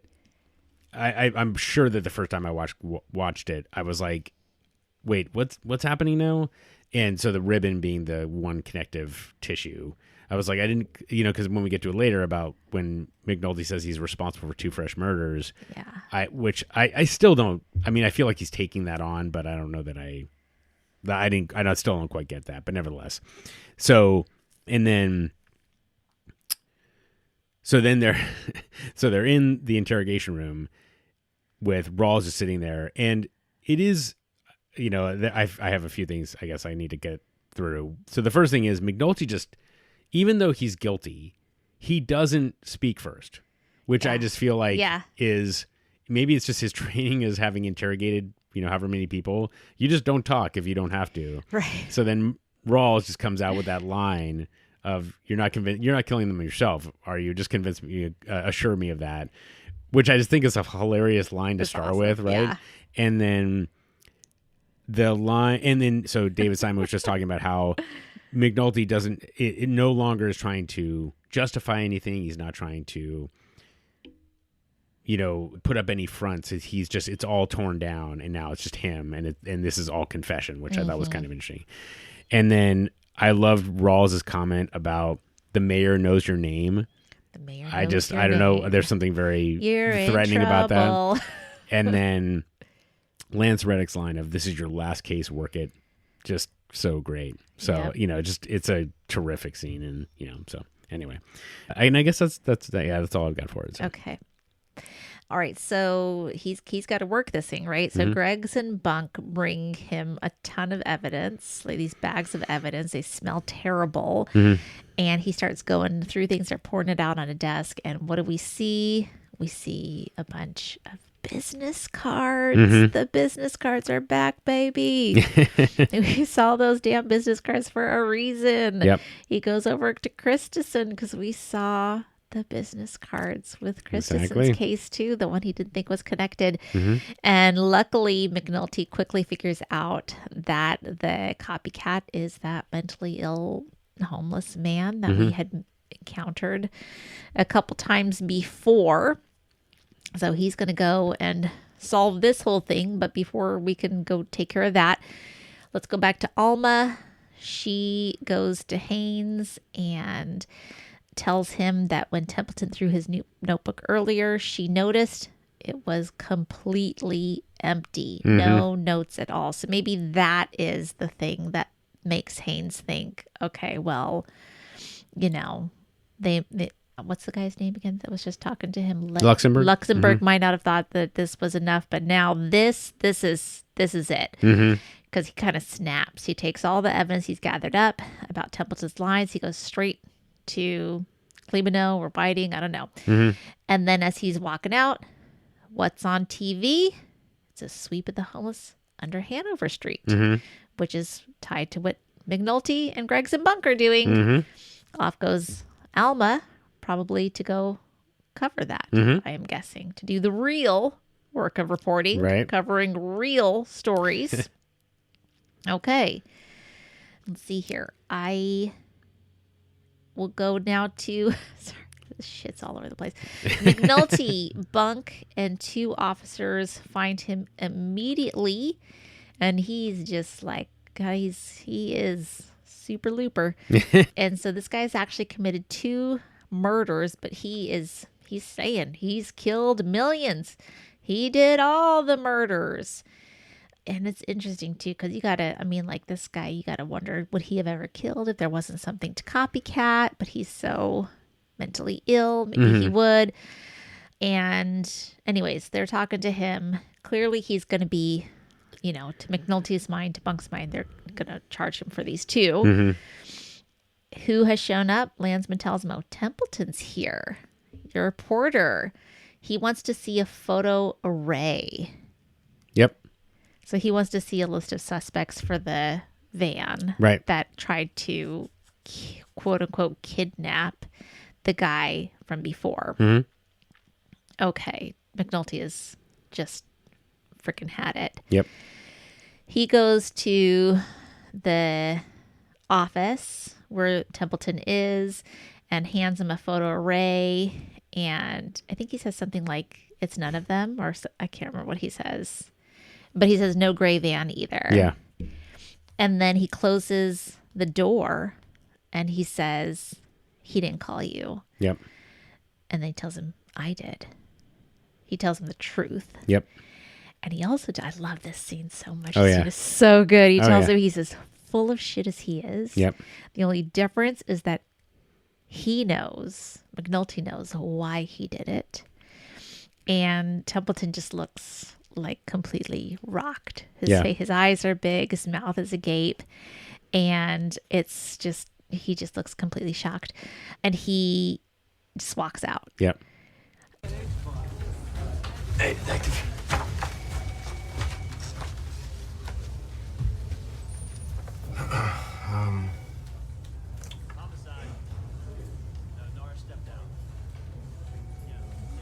No gray van either. What? He doesn't have a gray van.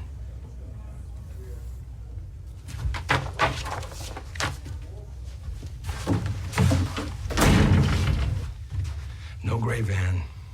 And he didn't call you on the phone either, did he? He didn't call you the first time. And he didn't call you the second. I did that. You mortify me in front of my father? And those pictures you got? I took those. And the missing guy, he's my second cousin. We sent him up to Atlantic City with a roll of quarters. And you know why I can tell you all this? Because, you lying motherfucker, you're as full of shit as I am. And you gotta live with it and play it out for as long as it goes, right? Trapped in the same lie. Only difference is I know why I did it. Fuck if I can figure out what it gets you in the end. But hey, I ain't part of your tribe. You're not serious. You No. No, I'm a fucking joke. And so are you.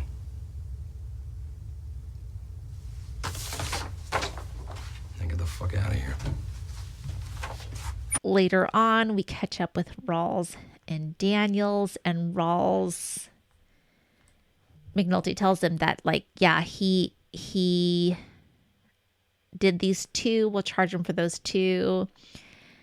But also tells him, yeah, he's crazy. He thinks he's killed everybody. Mhm. Well, all right, great. Let's pin the entire Red Ribbon Killer case on him and get him off to a psychiatric facility. And McNulty says, I'm not doing that. Mhm. You know, I know.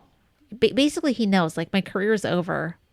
I'm not going to do any more damage that I've already done. Yeah. And so I guess Rawls just goes ahead and does it anyways. At the press conference, he just intimates that the man probably has killed all the others. They know that he's done these two at least. Right.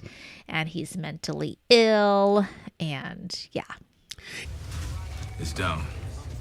Not that this thing's ever going to trial. The guy has NCR written all over him. Can't argue. Padded room at Clifton T. Perkins is definitely called for. You go for all of them? No, sir. It's the last two. He denied the others? He ain't exactly denying anything in there. I mean, he'll cop to anything we damn please.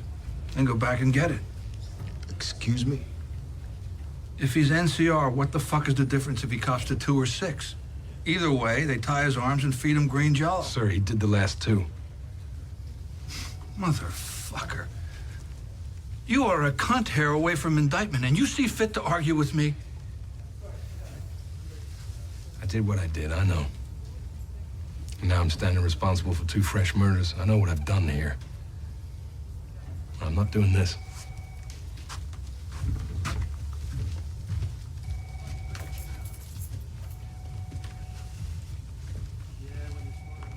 This is over, and all of our citizens can rest soundly in the knowledge that the man responsible has been apprehended by the diligent efforts of investigators. Mr. Mayor, is he being charged with all of the murders or just 2?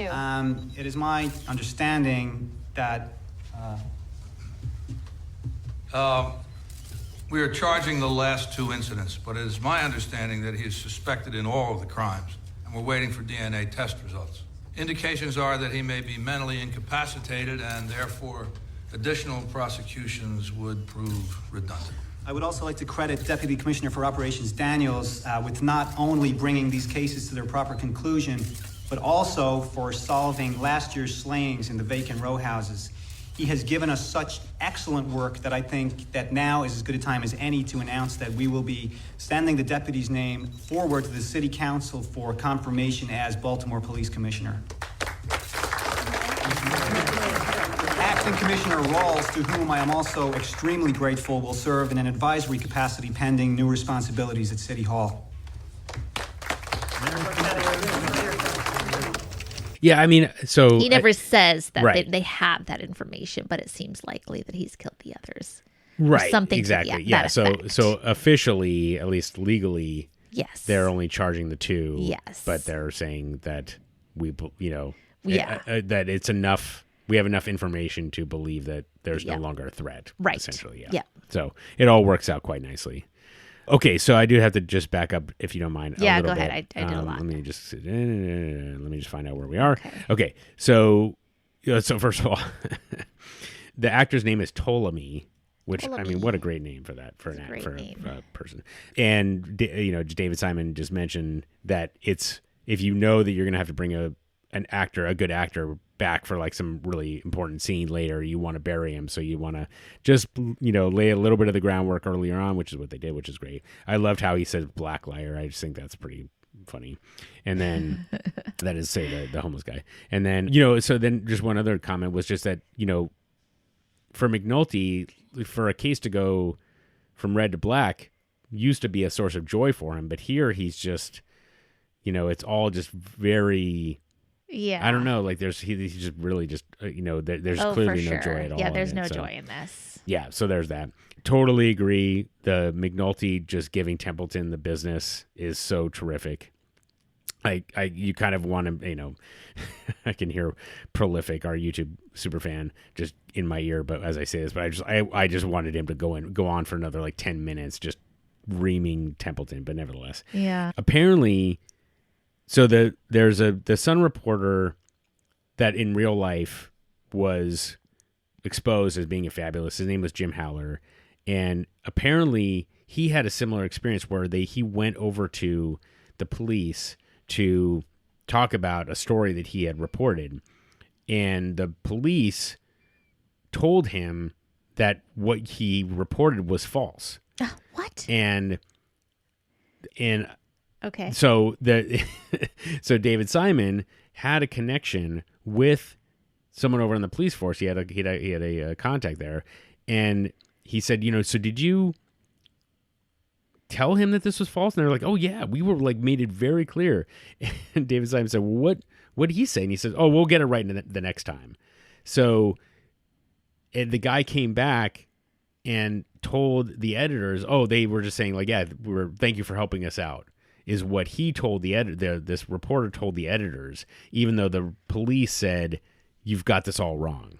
So it's just, once you get into this web, it just shows like how everybody's kind of like got these competing entanglements and things like that. So just pretty funny. Now, of course, in this situation, Templeton goes back and he doesn't try to pretend that everything went well. Yeah, exactly. He's just like completely sick to his stomach, but nevertheless. Yes. So, but I did just really enjoy McNulty giving him a hard time about that. Oh, I love it.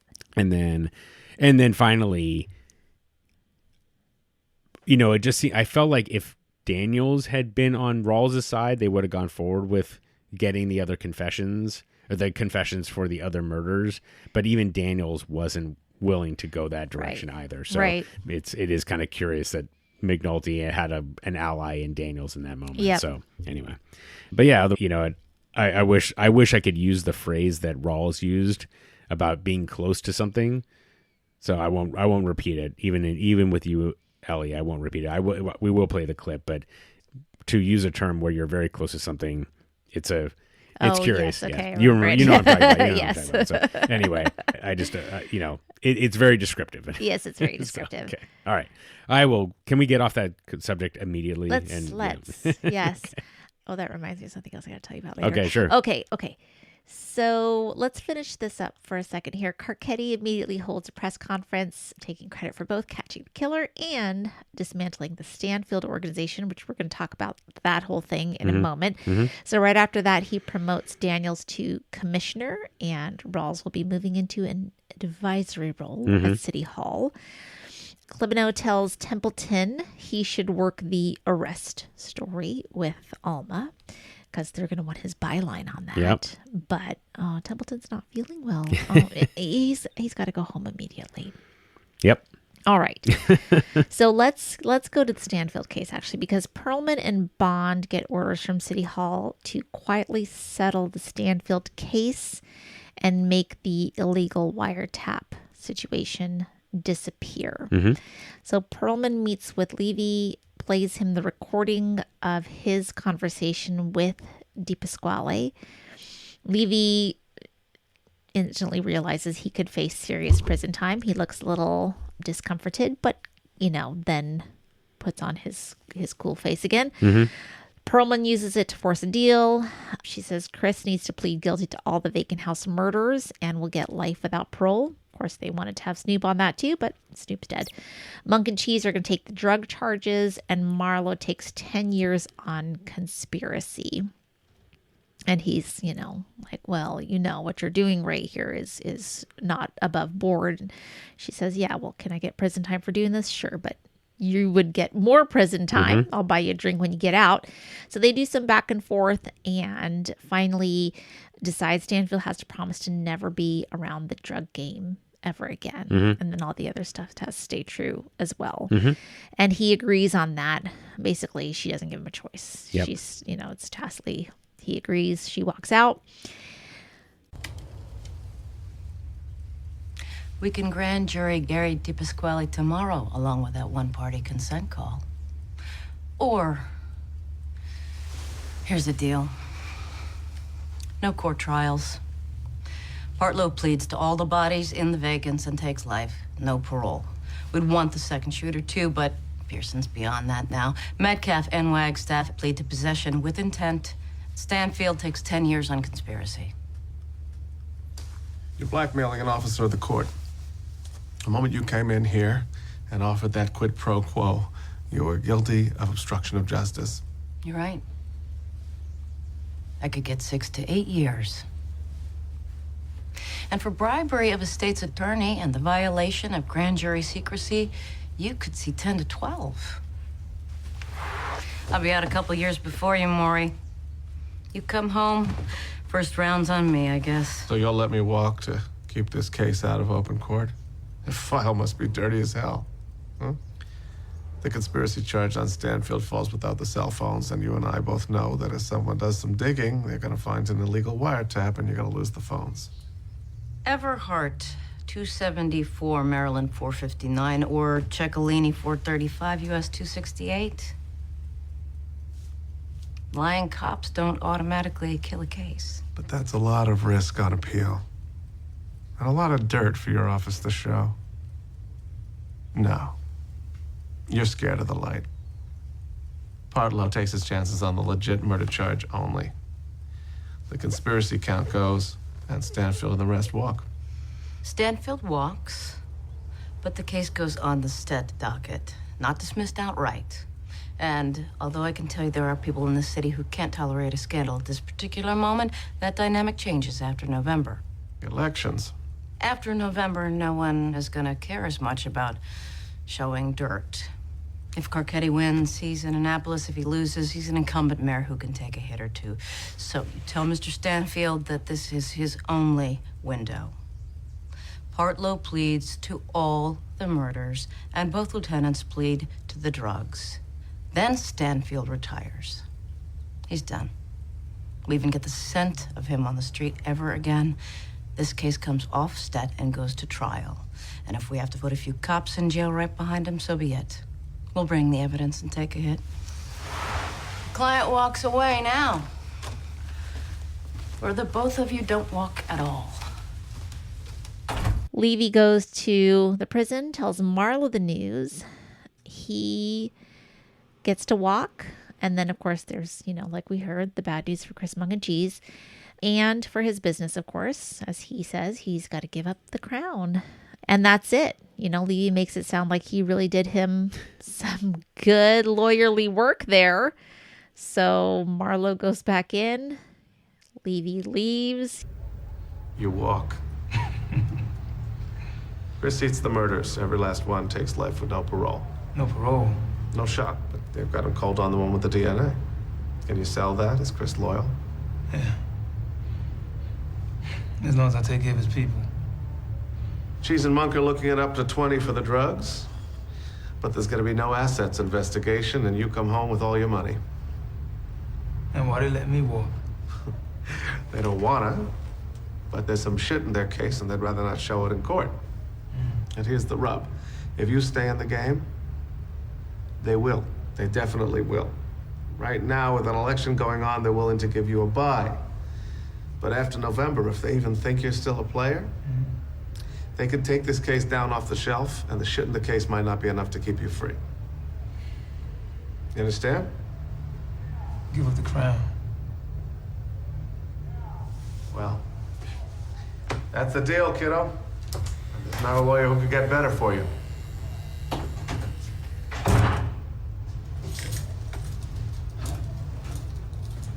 He sees Herc. Herc is that gold mine for him. He's, what did he say? Mishpuka? Mishpuka. Yeah, now family. Right, That's good. what that means. Yeah. Which is hilarious to me since Herc is the one that stole the number. Right, exactly. How'd that go, boss?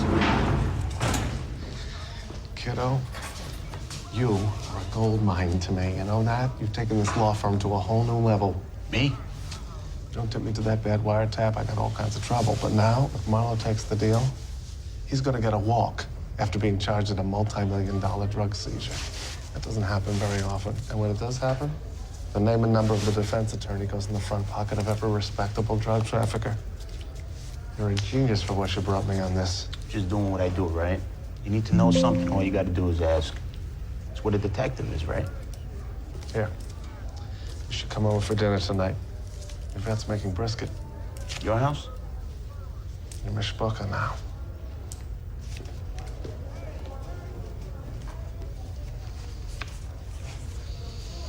If you say so. So, yeah. So I'm going to move into the montage with the Baltimore City scenes and then what happens after that, unless there's anything you want to talk about. What just Gosh, are we there already? No, we're not in the final montage. There's like a little montage of Baltimore City scenes, Okay. and then Daniels moves into the commissioner's Oh, office. okay, I got it, Yeah, I got it, so I there's got like it. there's like a little time elapse. Yeah. Oh, okay, right. Montage, Okay, got and it. then Yes. there's the final montage. Okay. Montage. Yeah, let me just think here for a second. So yeah, first of all, I loved how Rhonda was prepared for Yes. Levy's counterattack. Go and Rhonda. And she just like knew exactly what was going to happen, Indeed and she was did. prepared for it immediately, and it didn't go anywhere. Mm. And then yeah, I think there's just something really interesting about Marlo, and I mean it reinforces what we already knew. Yes. That he has all this money, but that's not at all important to him. It's Right. about the prestige of Oh, yeah. being the leader. So that was interesting. 100%. Yeah, and then and so just to see him like so dejected about that, I was wondering about whether if he had instead tried to go to court, tried to go to trial, and basically got to stay involved in the drug game, but just from behind bars, Mm-hmm. would that have been a better outcome for him in a weird way? So we'll talk about what happens after him. So that was kind of one thing that stood out. I was like, man, maybe the way that Avon was living in prison was not so bad. And if you're still getting all this money and you're still kind of seen as this kingpin, then, that might be a better position for you. But nevertheless, then it just kind of reminds me of and then Herc getting all this praise from Levy. It was just something that he never got when he was working for the police department. Right? He just never got that kind of praise, and so that's very curious about how someone will continue to behave in a way if there's this kind of positive feeling that comes out of it. So anyway, but yeah, I guess that's about it. So Okay, so like I said, there's a wee montage. It's a time-elapse montage. We get Baltimore City scenes. We get skylines, helicopters, a moon set, police department, freeways. We see the Baltimore Sun, some traffic, City Hall, the port, elevated freeway, and then we see a red sunset. Okay, so then we see Daniels is moving into the commissioner's office, and Steintorf is there, and what's he doing? He's putting on pressure to keep juking the crime stats for political reasons. And Daniels refuses completely. He says the stats are clean. And reminds him that the obsession with the fake numbers is exactly what broke the department in the first place. Reiterates again, when the mayor gets my numbers, they will be clean numbers. Okay. Having ducked the bullet on that homeless mess, I want you to know that the mayor and I both appreciate your discretion. But right now, we can't take our eyes off the ball when it comes to crime overall. Looking at your weekly UCRs from the districts, I am not seeing the kind of decline that's going to measure out to a 10% drop in the quarter. They're clean. Excuse me? The stats are clean. They're going to stay clean. Either we fix this police department and the crime goes down, or we don't, and the crime stays up. Commissioner, we're talking about a little help. In the next couple quarters, that's all. No, I can't. You're quiet on the homeless fiasco, but this makes you squeal? What the? Tell the mayor his debts will be clean before the election, after the election. And interject wherever you like. No, that's, not much to it. Pearlman tells McNulty and Freamon they cannot do police work anymore. There's just nothing they can do that can ever make its way back to a court. They can stick around in some way until they have pensions, though. She cannot do better for them. Reminds Freamon that he is the one who lost the money trail for Marlo. This is when Freamon complains about, both of them complaining about Marlo walking. But, Freamon lost the money trail when he decided to start coloring outside the lines. And she tells them, this isn't on me. And walks out. You're right. They can't fire you. Now without it bouncing back on City Hall. If you don't mind being buried in some backroom unit, you can stay for as long as you can stand it. Or until you get the pension. But at the same time, I can't let you do police work. Not anything that's gonna find its way into a courtroom. I won't do that. For both of you. That's over.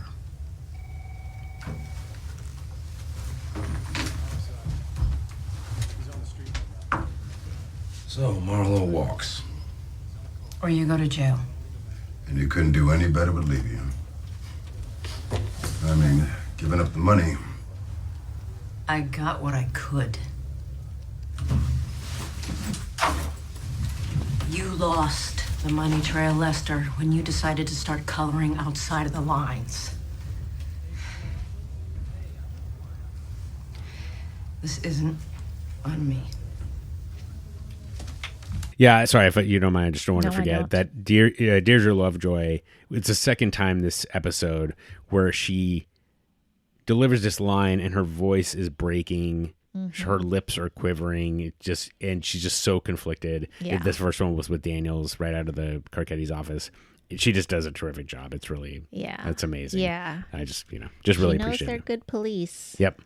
And she knows that it's not what she wanted. Right. But, she did the best she could with what she had. It's got to go down. Steintorf talks to Campbell about the issue they're having with Daniels, and she ain't having that. Nope. And this is where I remember the blue folder. Yep. Very good.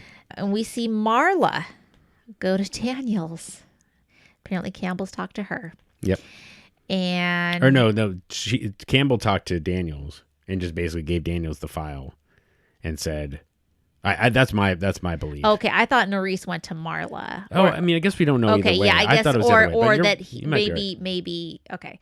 Or, yeah, Daniels brought Marla. Yeah, either. Actually, you might be right. Cause Cedric brought Marla, because Marla's in politics. Yes. Too. Yeah. So, anyways, the fact is, Nerys has got that dirt from his old days in narcotics. Mm-hmm. And anyhow, Marla, basically Marla's kind of like, do it or don't. Yeah. Is what she says. And ultimately he decides to leave policing behind and become a defense attorney. He's just not going to play the game anymore. He's just done with it, and he's not going to juke stats anymore. He's done. He doesn't want to be anybody's, puppet any longer. Mm-hmm. How did Nerys Campbell get it? You think I asked? You think it even matters? She gave it to me because she thought you'd listen to me. So now they want me to go. Well, the way she expressed it is that she wanted you to stay if you could come to your senses. Come to my senses. She wants me to juke the stats for Carcetti this quarter and the next. Hide the crime, get him elected as governor, and make her the mayor. So do it. Burrell juked them before you. Warren Frazier before him. And after you go on, Rawls or whoever will juke them. So what? I'll swallow a lie when I have to. I've swallowed a few big ones lately. But the stacked games, that lie, it's what ruined this department. Shining up shit and calling it gold so majors become colonels and mayors become governors. Pretending to do police work while one generation fucking trains the next town not to do the job. And then...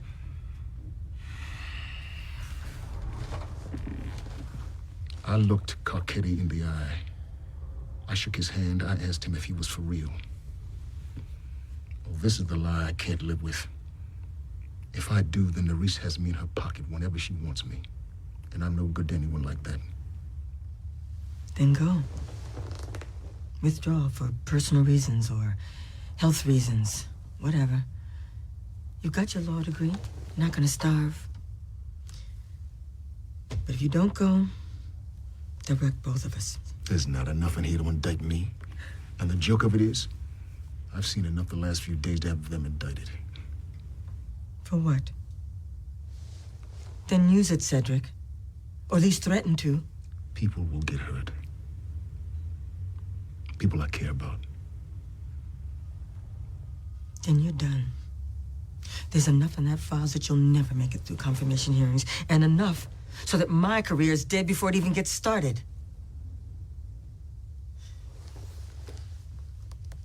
The tree that doesn't bend breaks, Cedric. Bend too far, you're already broken. But before he goes, he does have the opportunity to promote Carver to lieutenant. It's kind of funny. They have this exchange where Carver says, I hear that I won't get to serve under you. And no, there's going to be a new commissioner. And there's something that there's some exchange like, say it ain't so or something like that. Mm-hmm. And then we find out later who is the commissioner. Right. Okay. Marlo prepares to leave the game and meets with the co-op, the others in the co-op, to sell access to the Greeks connection for $10 million. And we see Slim Charles, Fat Face Rick. I think the other one is maybe Clinton Shorty Boyce. Very good. I had to look that up. Yes, very good. Okay. Who is like a legit person, right? I think so, yeah. Okay. Yeah. He's not just an actor. He's like legit. Yeah, I think that, yeah. And yeah, I don't know. I actually don't know what his background is, but it is funny because Slim, when he was talking to Avon or vice versa about trying to find new muscle, they mentioned the name Shorty Boyd.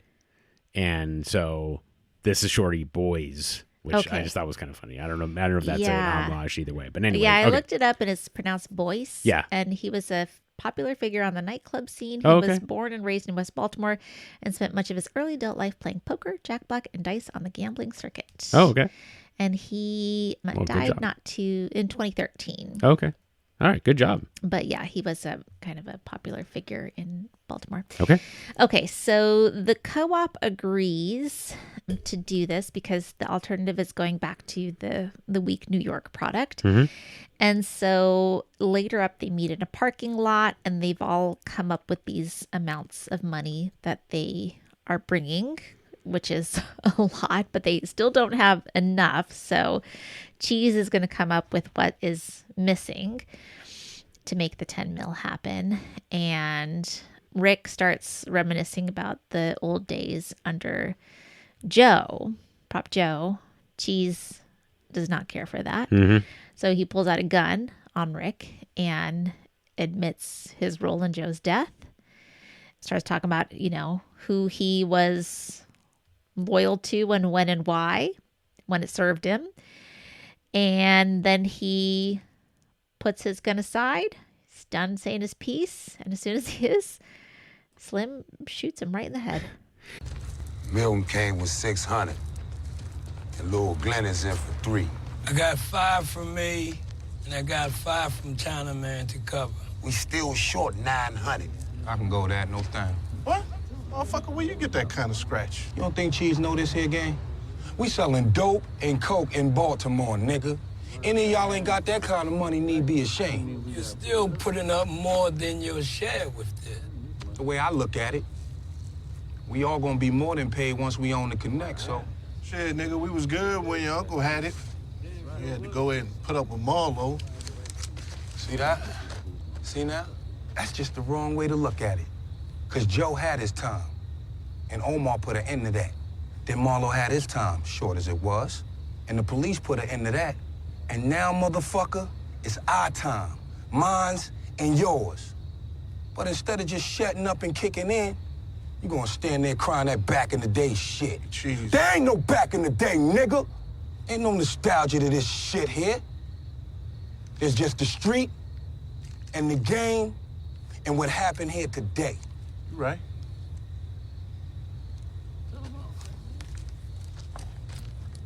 When it was my uncle, I was with my uncle. When it was Marlo, I was with him. But now, nigga,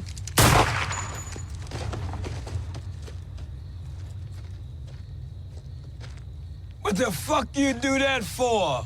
Now we short the 9. That was for Joe. This sentimental motherfucker just cost us money.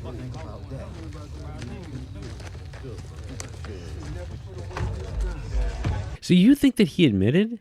Well, I guess he does. I guess he doesn't outright admit, but I think that what he says to me seemed to make it clear that he was just serving for whoever and however it served him best. Yeah. Okay. So okay. I don't think any of them, they all suspected it was him anyway. Oh yeah, for sure. Yeah, you're right. It wasn't an outright admittal. I mean, yeah. it's possible. I just didn't interpret it that way. But Yeah. anyway. But I think you're right. Like he was just, Yeah. he was pretty clear that he will just pay the highest bid, or Right. he will, yeah. Yeah.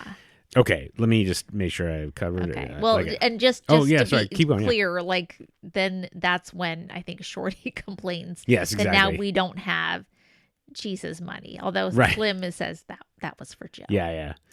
Yeah. I mean, no, I guess like the meeting with the co-op, or sorry, the Fat Face Rick and Slim Charles and Shorty, that was pretty small. But this line from Method Man, so apparently Method Man took a lot of grief for giving up Prop Joe and just being seen as this low down and conniving character. his And fault. David Simon's like, Method Man is acting. Do you understand Yeah. that? So, and of course, like this monologue at the end is such a, I mean, it's a terrific monologue. And it's Yeah. in a way, like a great way to go out too, right? If you It think about is, it. yeah, So, for You sure. want him to go down, but and so to go out giving the speech is great. It's too. So, great. yeah, there's no back in the day. So just and were you surprised when it happened? I was. Okay. Yeah, I was totally surprised. Yeah. Yeah, I did not expect that at all. Okay. I thought it was pretty funny. I think Fat Face Rick just throws his cigar down on Cheese's body as he drives away. I mean, I really didn't expect to see the whole co-op, honestly. Yeah. Yeah. But and then of course the last bit being just like Shorty's going like, "What'd you do that for?" Now Yeah, we're exactly. short than 9. Yeah. Like he could not care less about. This is great. She's being done. Okay. Anyway, that's it. Yeah, that's good. Yeah. Okay, let me see here. Okay, so, I love this. The department throws McNulty like a fake wake, Yep. I guess. Mhm. So it's just like they did for the other police officers who did pass. And so I guess you get this when you leave the job. So he's laid out on the pool table. I mean, you're led to believe that he's passed, Right. almost, because you don't see anything but him. And Landsman is giving a eulogy almost, and even admitting that he was natural police despite all his flaws. He gave him the clearances, but Christ, what an asshole. Yep. We've got Freeman there too with Chardine, and now Freeman has decided to take retirement. And as Landsman is finishing up, saying that if he was a dead body, he'd want Jimmy to be the murder police over him. You hear a siren, and then it goes right into the Pogues, starting up again for the last time. Yep.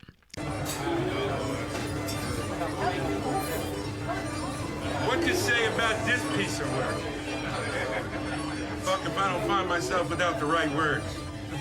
Me, as gifted a golden throat as any of you cocksuckers being loose from religion are ever likely to hear. What can I say about the dearly departed? I mean, really?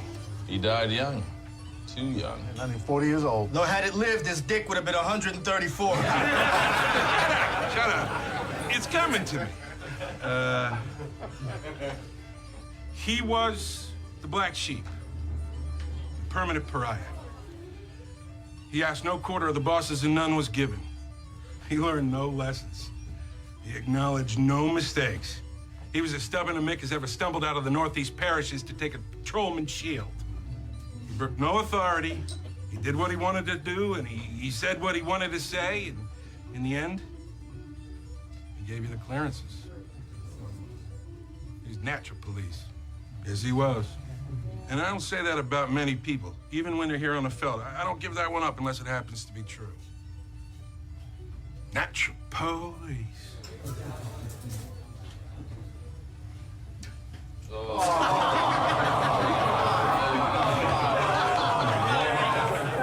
But Christ, what an asshole. And I'm not talking about the ordinary gaping orifice that all of us possess. I mean an all-encompassing, all-consuming, out of proportion to every other facet of his humanity chasm. From who's born, if I may quote Shakespeare, no traveler has ever returned. What the fuck did I do? Shut the fuck up. You're dead to us now. Hey. Oh, here's his partner in crime. Now, be gentle. I'm a civilian now. Just be gentle. Your papers went in, huh? Yeah, this afternoon, 32 years. 4 months. Y'all did a fine job with him, you did. You look to be about 10 years younger than I remember. Well, come on. There's enough room for both of you to be laying out. One at a time. You know, don't count a man at his own wake. Come on, Lester, come and snuggle. Keep our secret, Jimmy. I got Chardine with me. You gentlemen will spare us this unfortunate homoerotic lapse. I will conclude my elegiac remarks. Then do it, you gabby motherfucker. To conclude, I say he gave us 13 years on the line. Not enough for a pension, but enough for us to know that he was... Put the fucking song on, Hugh. Despite his negligible Irish ancestry, his defects of personality, and his inconstant sobriety and hygiene. A true murder police. Jimmy, I say this seriously. If I was laying there dead on some Baltimore street corner, I'd want it to be you, standing over me, catching the case. Bullshit. Because, brother, when you were good, you were the best we had. Shit, if you were lying there dead on some corner, probably Jimmy that done you. If you caught the case, you'd be standing there fixing in my ear. And everybody sings along. It's a really beautiful, really fun, and a real fabulous send-off. And later, outside, you've got Greg's McNulty and Freeman. Mm-hmm.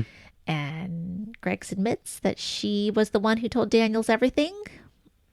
And they don't hold it against her. Yeah. And McNulty says, if you thought it was the right thing to do, then it probably was.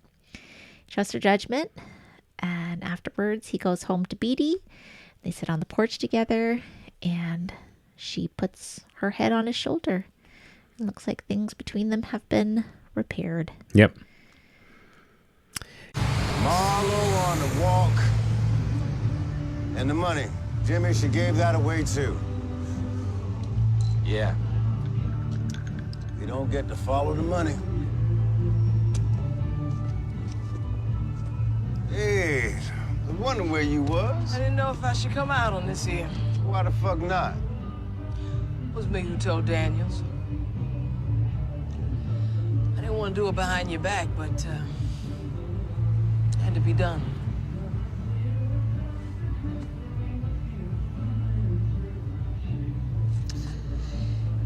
Anyway, it's great being on the job with y'all. I just wanted to say that too, I guess. So what? You ain't gonna drink with me? I am if you want. Detective? If you think it needed doing, I guess it did.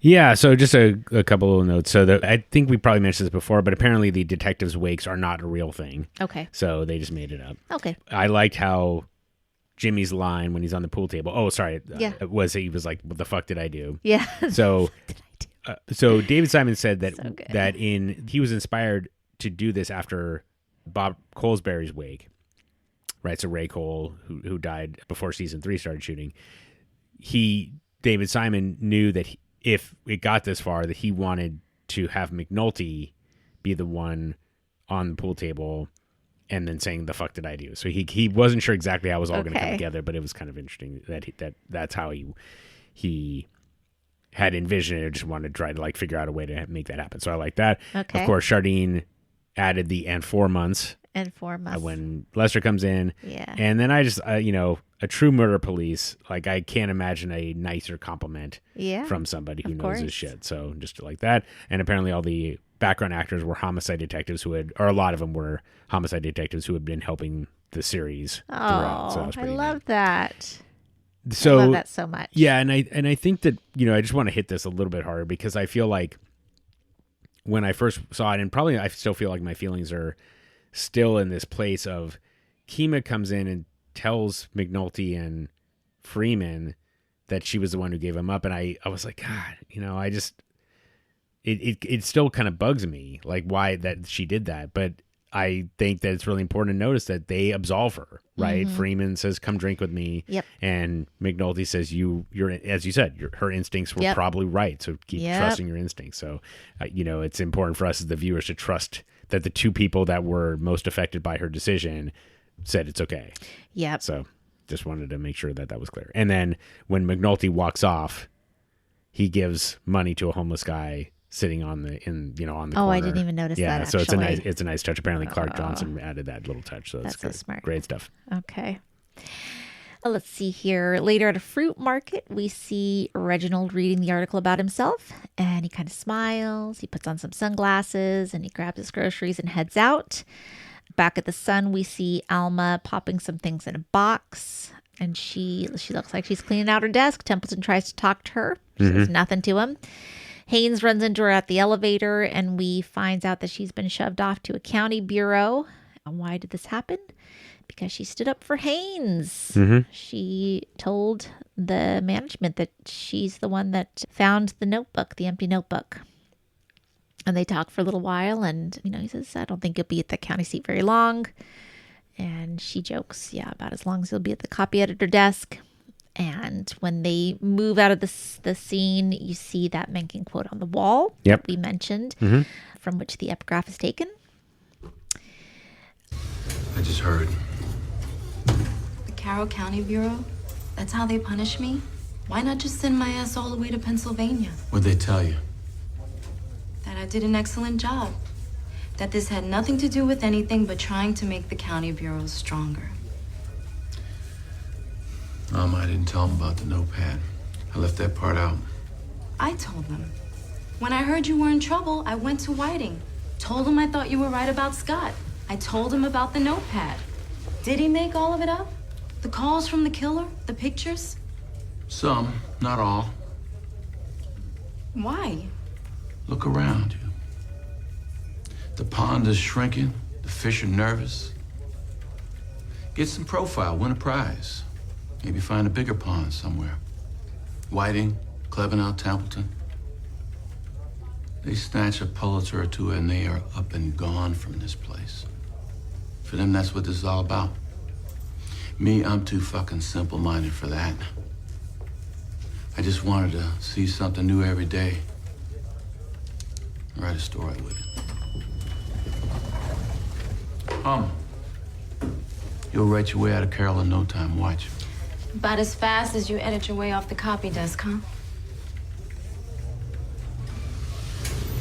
And then we get, I love the scene, another murder. Greggs is taking notes on a case, standing there by the body. Bunks comes in with that line, there you go, giving a fuck when it ain't your turn to give a fuck. And they interact as much like an old married couple as McNulty and Bunk did in the first episode. It's fabulous. Sidner goes to Judge Phelan, sorry. Yep. Just like the first episode, I'm still messing up the pronunciation of that name. You'll get it in the next episode. You'll get it right. Complaining about just, incompetence in the department, just like McNulty did back in season 1. And here he is. He's trying to go around the commissioner to get pressure from another angle. It's great. Yep. Just like McNulty did. Yep. And I love just the expression on Judge Phelan's face too. Just like, here we go again. Yeah, exactly. Then we've got Marlo.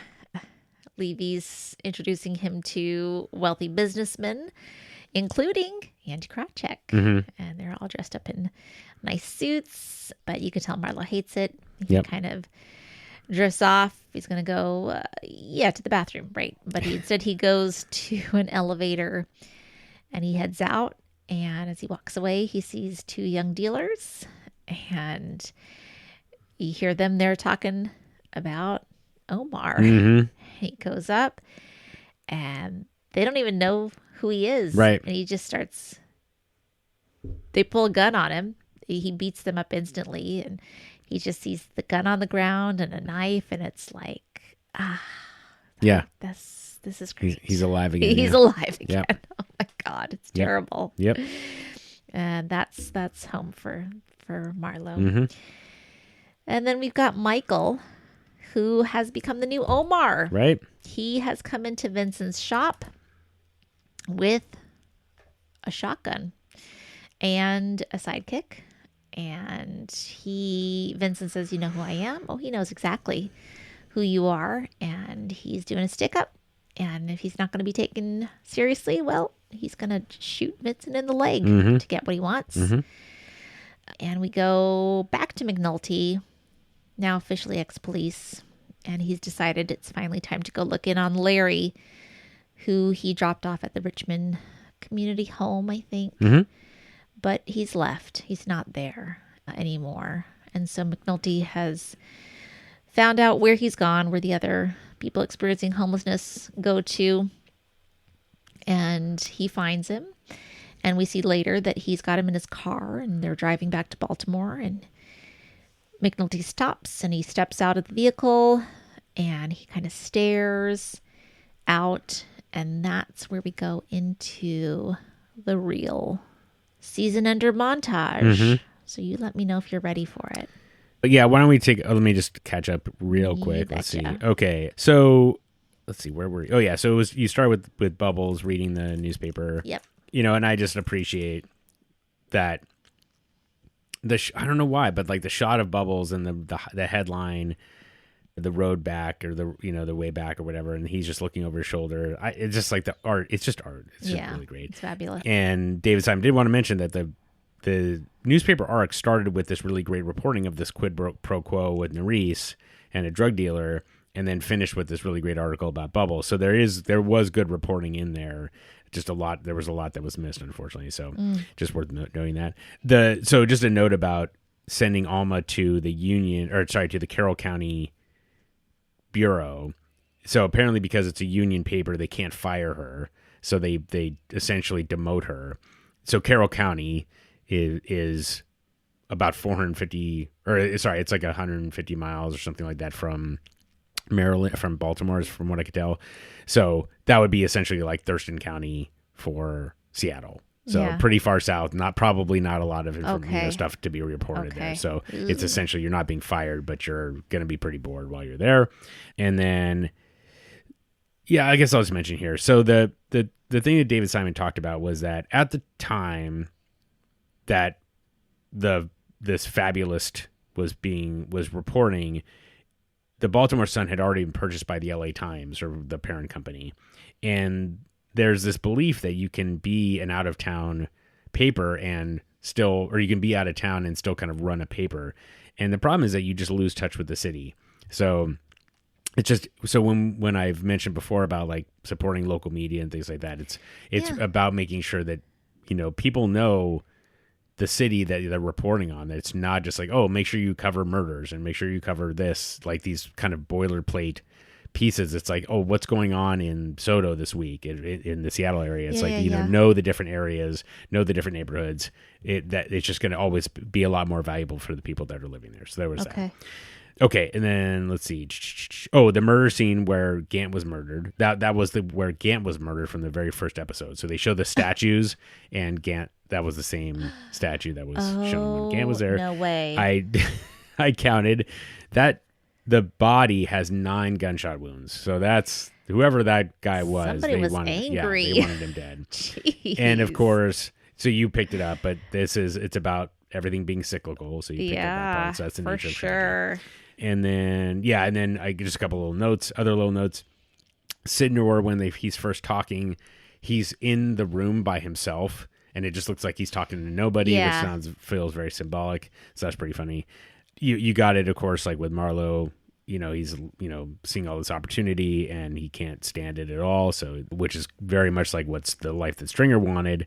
So that's kind of curious. And then he just opts out. Michael robbing Vincent, just the hilarious line of that motherfucker shot me it's great stuff. And then, as you said, and apparently the last little bit with Marlo on the street corner, apparently they took that from Dostoevsky, but I did not have time to look up what the reference is, but essentially elated to risk everything again one last time is kind of what it meant. But you picked up on that as well. So, okay. And then we can get into the montage.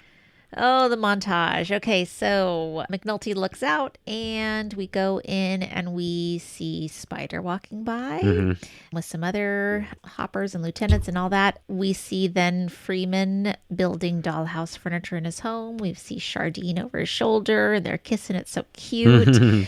We see Herc just, chumming it up with Dozer and other cops in a cop bar. We see Templeton at Columbia University, which is where they award the Pulitzer. Yep. We see members of the co-op talking to Vondas at that Greek cafe while the Greek sits on the bar stool and listens in. Carcetti for governor. He looks like he won. Yep. Wow. We've got Fletcher working those articles at the Sun. And things are going smoothly in that space. And we look back, we see Haynes in the background, and he just cracks a bit of a smile. There, kind of looking at the back of Fletcher's head. And we see Valchek as commissioner. Yes. I thought it couldn't be a white guy. I guess if you've got, you got no other choices. Well, yeah, or, Nerys is a black mayor. Yeah, she could do it. You're fine. Yeah. Okay. Oh, we see Dookie shooting it up with the Arabber, the horse munching on some hay in the background. Oh my goodness, I hated that. Yep. Ronnie's a judge, and she's got to recuse herself because Daniels is a lawyer. I loved that. Yep. Chris and Weebay are talking out on the field in the prison yard. So alliances, huh? Yep. Interesting. Maryland State Police. We see Rawls. So promises were made and kept. We see Reginald having dinner with his sister and his niece upstairs. Oh, Chris. Yep. So great. So happy. The way he takes the stairs 2 at a time or whatever is so great. Oh, gosh, so good. Yep. Oh, I forgot to even mention that he brought her some crabs. Right. Yes. Yeah. Yes, after that talk with Waylon. Kennard's been... do we say arrested? Can little children be arrested? Sure. I don't know. He's been taken in by Crutchfield. Yep. Ooh, my goodness. That kid's got to be in the system. He's got to be off the street. He's too dangerous. And we see boys playing basketball, and we see people playing chess, and we see a police helicopter, and we see just the whole damn broken system and the people of Baltimore. And it just kind of goes faster and faster and faster. And it cuts back to McNulty, who gets back in the car and tells Larry, let's go home. And that is the end. Yep.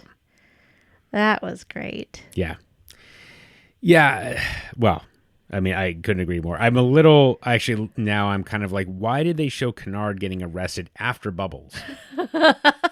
Why did they not close with Bubbles? I know. I don't understand that. I know. But, I know. You know, and it's a subtle thing. But I know. he sits down, and his sister, when he sits down, she's got this big smile on her face. I just know. got it. It's such a great feeling. It's so great. So. I love it so much. It's, it's okay, because even Kennard getting arrested put a smile on my face, to be honest.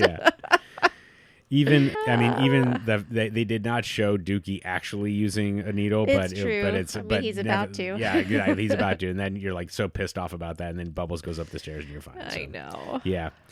Yeah, and I think that one of the really important things so you picked up on this, of course, but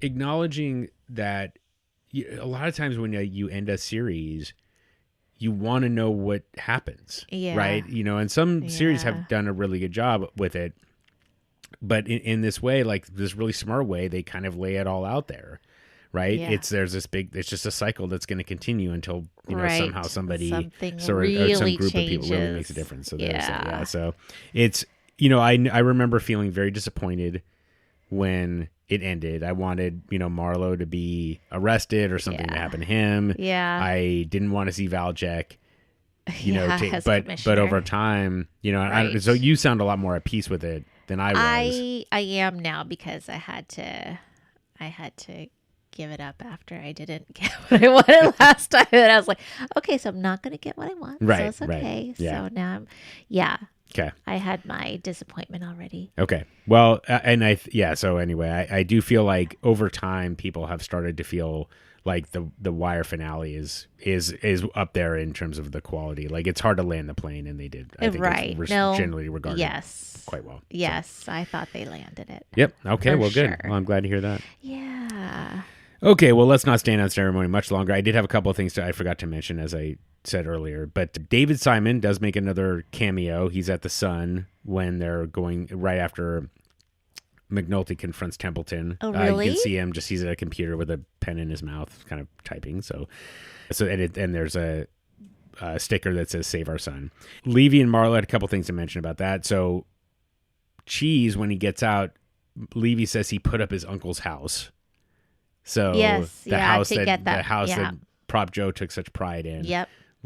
Cheese used that to get out. Bail, ironically, if he had not gotten out, he would still be alive. But in any case, and then David Simon actually had an interview with Alan Sepinwall. I'll link to it out of our socials, but just to want to call this specifically is that Marlo is cut off from the source. So in the interview, Marlo is cut off from the source of his power, desperate to rescue his name. To me, the great irony is that Marlo ends up being granted what Stringer wanted, and he has no use for it. To me, to a guy like Marlo Stanfield, hell is a business meeting with a bunch of developers. For Stringer, it was all he wanted. So just for anybody that wants some kind of closure for Marlo, there you go. So it pretty much, he has no muscle, he has no organization, and he's kind of stuck standing on a street corner with nobody knowing his name anymore. So that's a pretty, it's not what we normally think of in terms of retribution or closure, but that's a pretty bad result if all you wanted is to be known as, the Kingpin. So, okay. All right. David Simon did say that he was tempted to write the actual article about Bubbles, but he felt like the viewer's imagination would always be surpass whatever he could write. So he ended up not doing that. Okay. He talked about when David Simon was writing articles about people in the way that Fletcher wrote about Bubbles. Apparently it's a no-no to give early access to the subject of the piece because because I heard that he was not supposed to do that. Right. Yeah. But David Simon did that, and he actually said that generally that ended up being better for everybody because the person that he was writing about would give him more information, either clarify or say, oh, and also this and things like that. So he found that it was beneficial for everybody to essentially set, if you're writing in this more adversarial way, then he would not. But it's like something where he's just reporting about this kind of like slice of life article that he would. So I just thought that was an interesting calculation that he made. Okay, so that's all I've got for the forgot to mention. Okay. Although I'm sure that I will remember when I listen to this. Oh, I should have said this. But anyway, okay. what are you going to do? This episode has to end at some point. That's what the comments are for. Right, exactly. Okay, so let's get into our music. The Green Mountain by Liz Carroll is when Lester and Jimmy are at the bar talking about what to do next. So I don't quite understand the Green Mountain. Rich Woman by Robert Plant and Allison Krauss is what's playing at Beatty's house as Jimmy plays board games. So I feel like that's a little symbolic, is that she's got a family and a place, stability and that kind of thing. So that she's a rich woman. Assume the Position by Lafayette Gilchrist. This is interesting. I just remembered this. So this is when Bubbles comes up the stairs and gives her the crabs. So assume this song, David Simon has another show called The Deuce, which is also fabulous. And this is the closing credit song for that show, which I just think is kind of amazing. So anyway, but I don't know what Assume the Position means. Yeah, a little bit. So, which I just thought that was kind of interesting. Cool. But I don't know what Assume the Position means otherwise. But in any case, moving along, The Bucks of Oranmore by Joe Shannon and John McGreevy is when Landsman is talking during the wake. And then, of course, we have The Body of an American, which we already talked about. The Broad Majestic Shannon is when Jimmy and Bunk and Freeman are outside the wake. So, again, just going with the Pogues, more of that. More Pogues. Wiggle It, Jiggle It by G-Stack. Not Shake It, Jiggle It by Young Leak, which is referenced in season 4. But Wiggle It, Jiggle It by G-Stack is after Slim kills Cheese in the end. It's playing in one of the cars as they drive off. K.O. by David Banner is when Michael robs Vincent. So I thought that was kind of an interesting... I just thought that was an interesting little note there. And then a little bit of symbolism. And then finally, you recognized the song playing during the montage, right? I don't remember. It was Way Down in the Hole by the Yes. Blind Boys of Alabama, which was, of course, the theme song to season 1. That's right. So, Yes. So, yep. So there you go. Okay, a lot of music and just got through that. So, killer cameos. I only had a couple. I feel like maybe I'm missing something, but did you have anybody that stood out? Oh my gosh. It was 90 minutes, so that would not surprise me. And I feel like I'm sure I'm missing some people.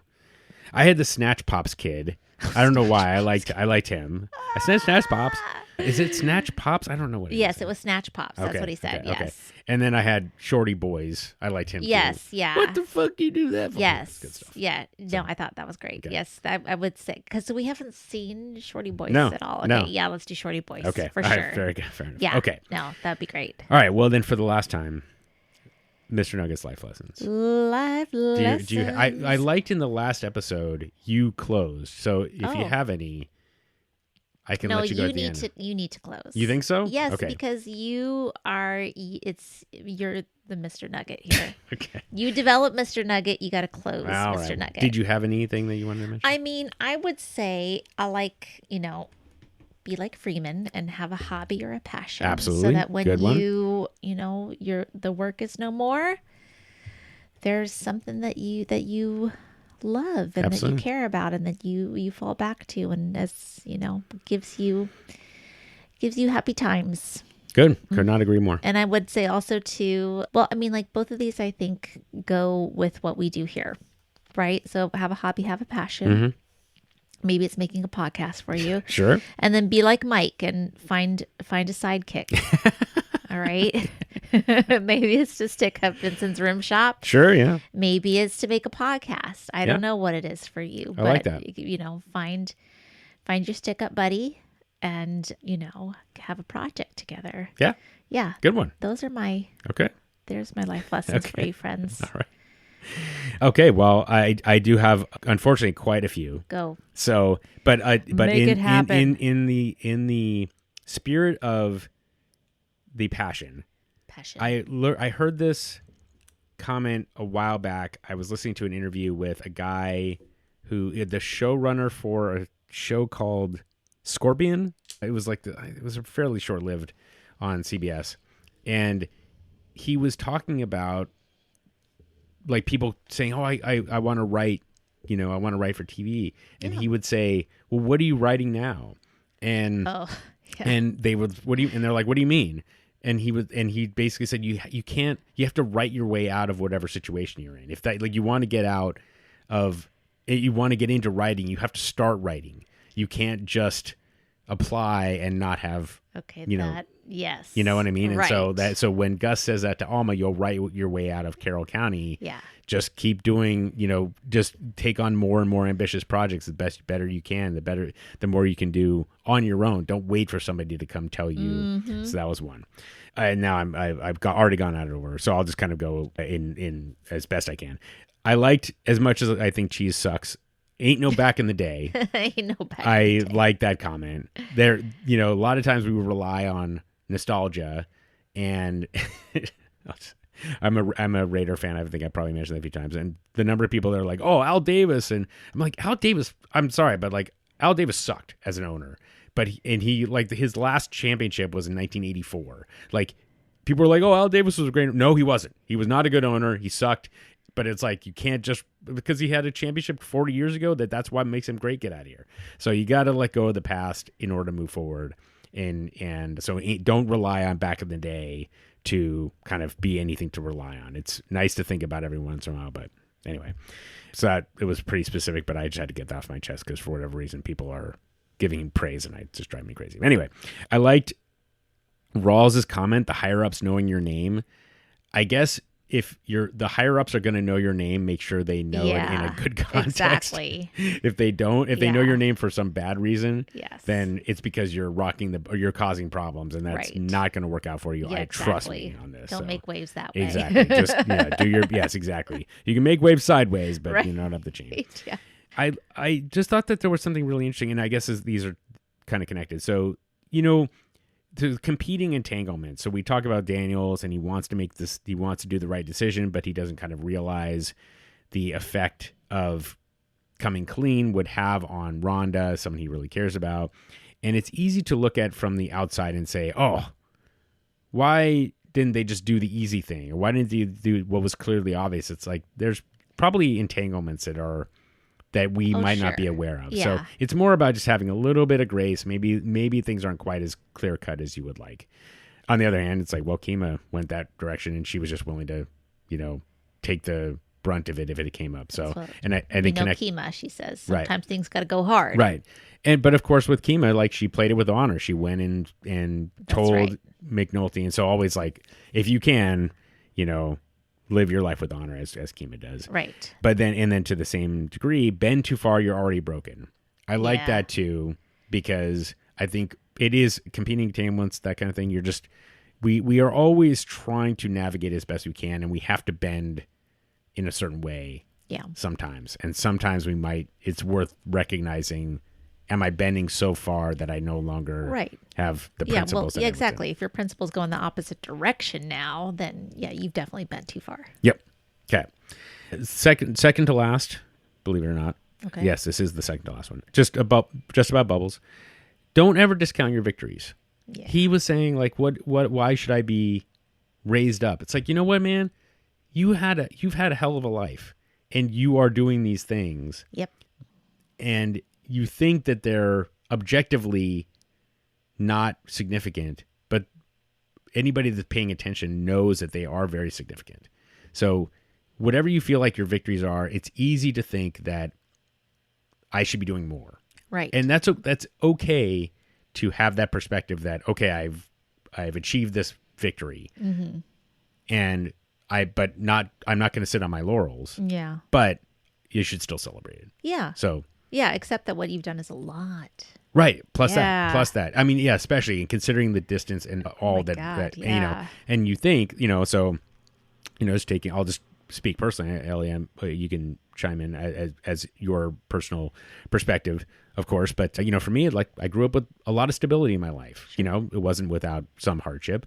But for me to not use drugs daily and to, to volunteer or whatever, spend time is easy for me. Yeah. It is. But for somebody else, that might be monumental. Mm-hmm. And there's no discounting the person who is a recovering addict.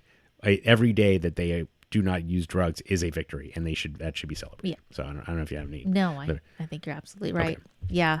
So. It's kind of why I wish Prez, just to give the money and have a high expectation about what to do with it. It's just yeah. It's not very reasonable. Yeah. Anyway. Yeah. So do you think that he should have not given the money unless, or what do you think? I just think if you're going to give the money, but also just the ultimatum attached to it is when Kima was going to give Bubs money because he wanted to get clean. Yeah. That didn't come with some kind of ultimatum okay, but if you don't actually set up your apartment and whatever, then we're never talking again. Right. Right? Oh, I follow. Yeah. You see what I'm saying? That's so... Yeah. Yeah, I hear you. Yeah, that's not the way I think that you help somebody who's dealing with addiction to get to the next step if you care about them. Right. So he basically was he knew what was going to happen. Yeah. Or he knew that the odds of what was going to happen. Yeah. And he went ahead with it anyway. Yeah. Essentially to confirm, as opposed to really helping. I guess right? so. I don't know. Maybe he really thought that by putting that ultimatum out there that he would go and get his GED or put that money down towards, but if you know somebody's dealing with addiction and is looking like that and you have that suspicion, just keep the line of communication open, man. Don't just cut them off. Yeah. Yeah. It's curious. I'm trying to wrap this up. I know. It brings up a really interesting question because it's because I think if he had said, no, Dookie, I will help you, but I will only help you in this way. Yeah. It would feel a little more maybe heartless, but but at the same time, it's the only real way that this is, or it's the much more likely way that he would be helping. Yeah, or I don't know, just probe a little bit more. Let's go out to lunch first. Yeah. Or why don't you show me where you're hanging out right now, or something like that. But anyways, no, it didn't serve the story to do it the other way. Right. But and I get that. Okay. So. Anyhow, that's keep going. That's good. And then finally, so this last one is actually not really from the show, but I felt like for closing, but when we think about the news, but it's really it really is everything, right? Whether it's when we hear about police statistics and when we hear about what politicians are doing and when we hear about schools, we the public are ultimately we are part of the institution as well. As much as we'd like to think I'm not part of the police. And no, that's true. We're not. But I think to myself, what am I doing to keep the police accountable? Yeah. What more could I be doing to keep the police accountable in a way that I feel is valuable to me? Right. And so that's a relatively easy thing for me to do. And I feel okay, tomorrow I'm going to go at least figure out what I can do there. Yeah. And the point is that I hope that everybody takes away from the institutions are kind of they have a mind of their own, or they have their own priorities. Yes. And so whatever institution you feel motivated to want to affect change, just know that you are a part of it. And so what you accept and what you is what the institution will do. And if you have a problem with it, then it's up to us to try to affect change in some way. I think that's awesome. And I'll say that's, you had a chance to meet our mayor. I Yep. remember I introduced you to our Yep. mayor, and that was something you asked about, was about our police force and their training. And, and I feel like you guys had a great conversation. And I barely remember, but I just thought that was really cool that you were just willing to bring that up Yeah. and just have a, to ask really openly and honestly, and want to have a candid conversation. And I mean, it was cool. Okay, well, Yeah. I'm glad that made an impression on you. It did. I was just like, oh, yeah. And I wasn't even drunk. You believe that? No, you weren't. And, and she should be able to, because she works for Yeah. the city. And Yeah. the police is part of our city. Sure, so, yeah. And yeah. No, actually, I do remember. She works for us, I should say. And yes. she did talk about specific training components, Yeah. and I think I walked away feeling generally pretty good about yeah, it. So, yeah. So anyway, okay, well, cool. Well, I certainly, if I made an impression in that way for you, then and you have the highest standards of anybody I know. So I'm glad you did that. So okay, well, we obviously don't care about how the episode hold up. We have no predictions, but I will say my more. I don't have to do another prediction. Right, exactly. Oh, no sweating. My buddy Josh Tufts has been catching up on our episodes, and he has texted me a couple of times. He's like, "Are you fucking kidding me? Ellie predicted that." Hi, Josh. And so he said, for the last episode, you should just have her do lotto numbers. So I won't make you do that. But you guys, if you paid attention to the things that I haven't been getting right, I think you'd be underwhelmed. I don't know. Some of the things you predicted were just incredible stuff. If you read a lot of books on craft, you could look at my top shelf up there, right? I have a lot of books on writing craft, and it kind of messes up your ability to watch movies and really? Stuff too. Yeah. Oh, because you just kind of know the beats or you can almost start to see the beats coming. Wow. Exactly. But That's I wouldn't say that it messes it up. It's still enjoyable, but you start looking for things. Yeah. Well, you appreciate it on a different level. You do, I suppose, exactly. Yeah. Okay, well, in any case, so we won't have any predictions, but did want to mention before we wrap things up, we are going to leave the next episode up to you. Ellie and I have a couple of ideas. I've mentioned a couple little mini episodes we might want to do, but I did want to just remind everybody, please, if you feel motivated, you want to just share anything about your experience listening to us, or you want to, just reach out about anything, just please do send us an email. We're at wiredandrewired@gmail.com. Or you can hit us on the burner at 240-488-0060 and leave us a voicemail. Or you can comment on YouTube or, wherever else, Spotify, I don't know, all the other places. So, but if we do get some critical mass, we will be glad to have one more episode to respond to your thoughts. But, okay, well, that's the it. I mean, we are now almost, no, we are past 2 hours. So, okay, well, I will try to keep this brief. But Ellie, as I said, this has just been such a treat, such a privilege. I feel so blessed that you helped me bring this to life. So I just want to say thank you for everything. Chris, it's just been so much fun. I can't believe we did it, dude. I know, right? Just can't believe we made it to the end of this freaking podcast. Crazy. I can't believe we did it. I know. It's going to take another 3 years for me to actually edit it and get it out, but no, you're not. No, I won't. But anyway, I know we made it. So thanks, buddy. Oh, thank you. It's been an amazing experience. Okay, it's been really fun. Yeah, same for me. So thank you again. I just thank you. Really appreciate it. And I wouldn't have watched this show. I wouldn't have. Really? No, I wouldn't have gosh. watched it unless we did this podcast. I probably wouldn't have watched it, and I loved it. Well, excellent. It's been amazing. Well, I love hearing that.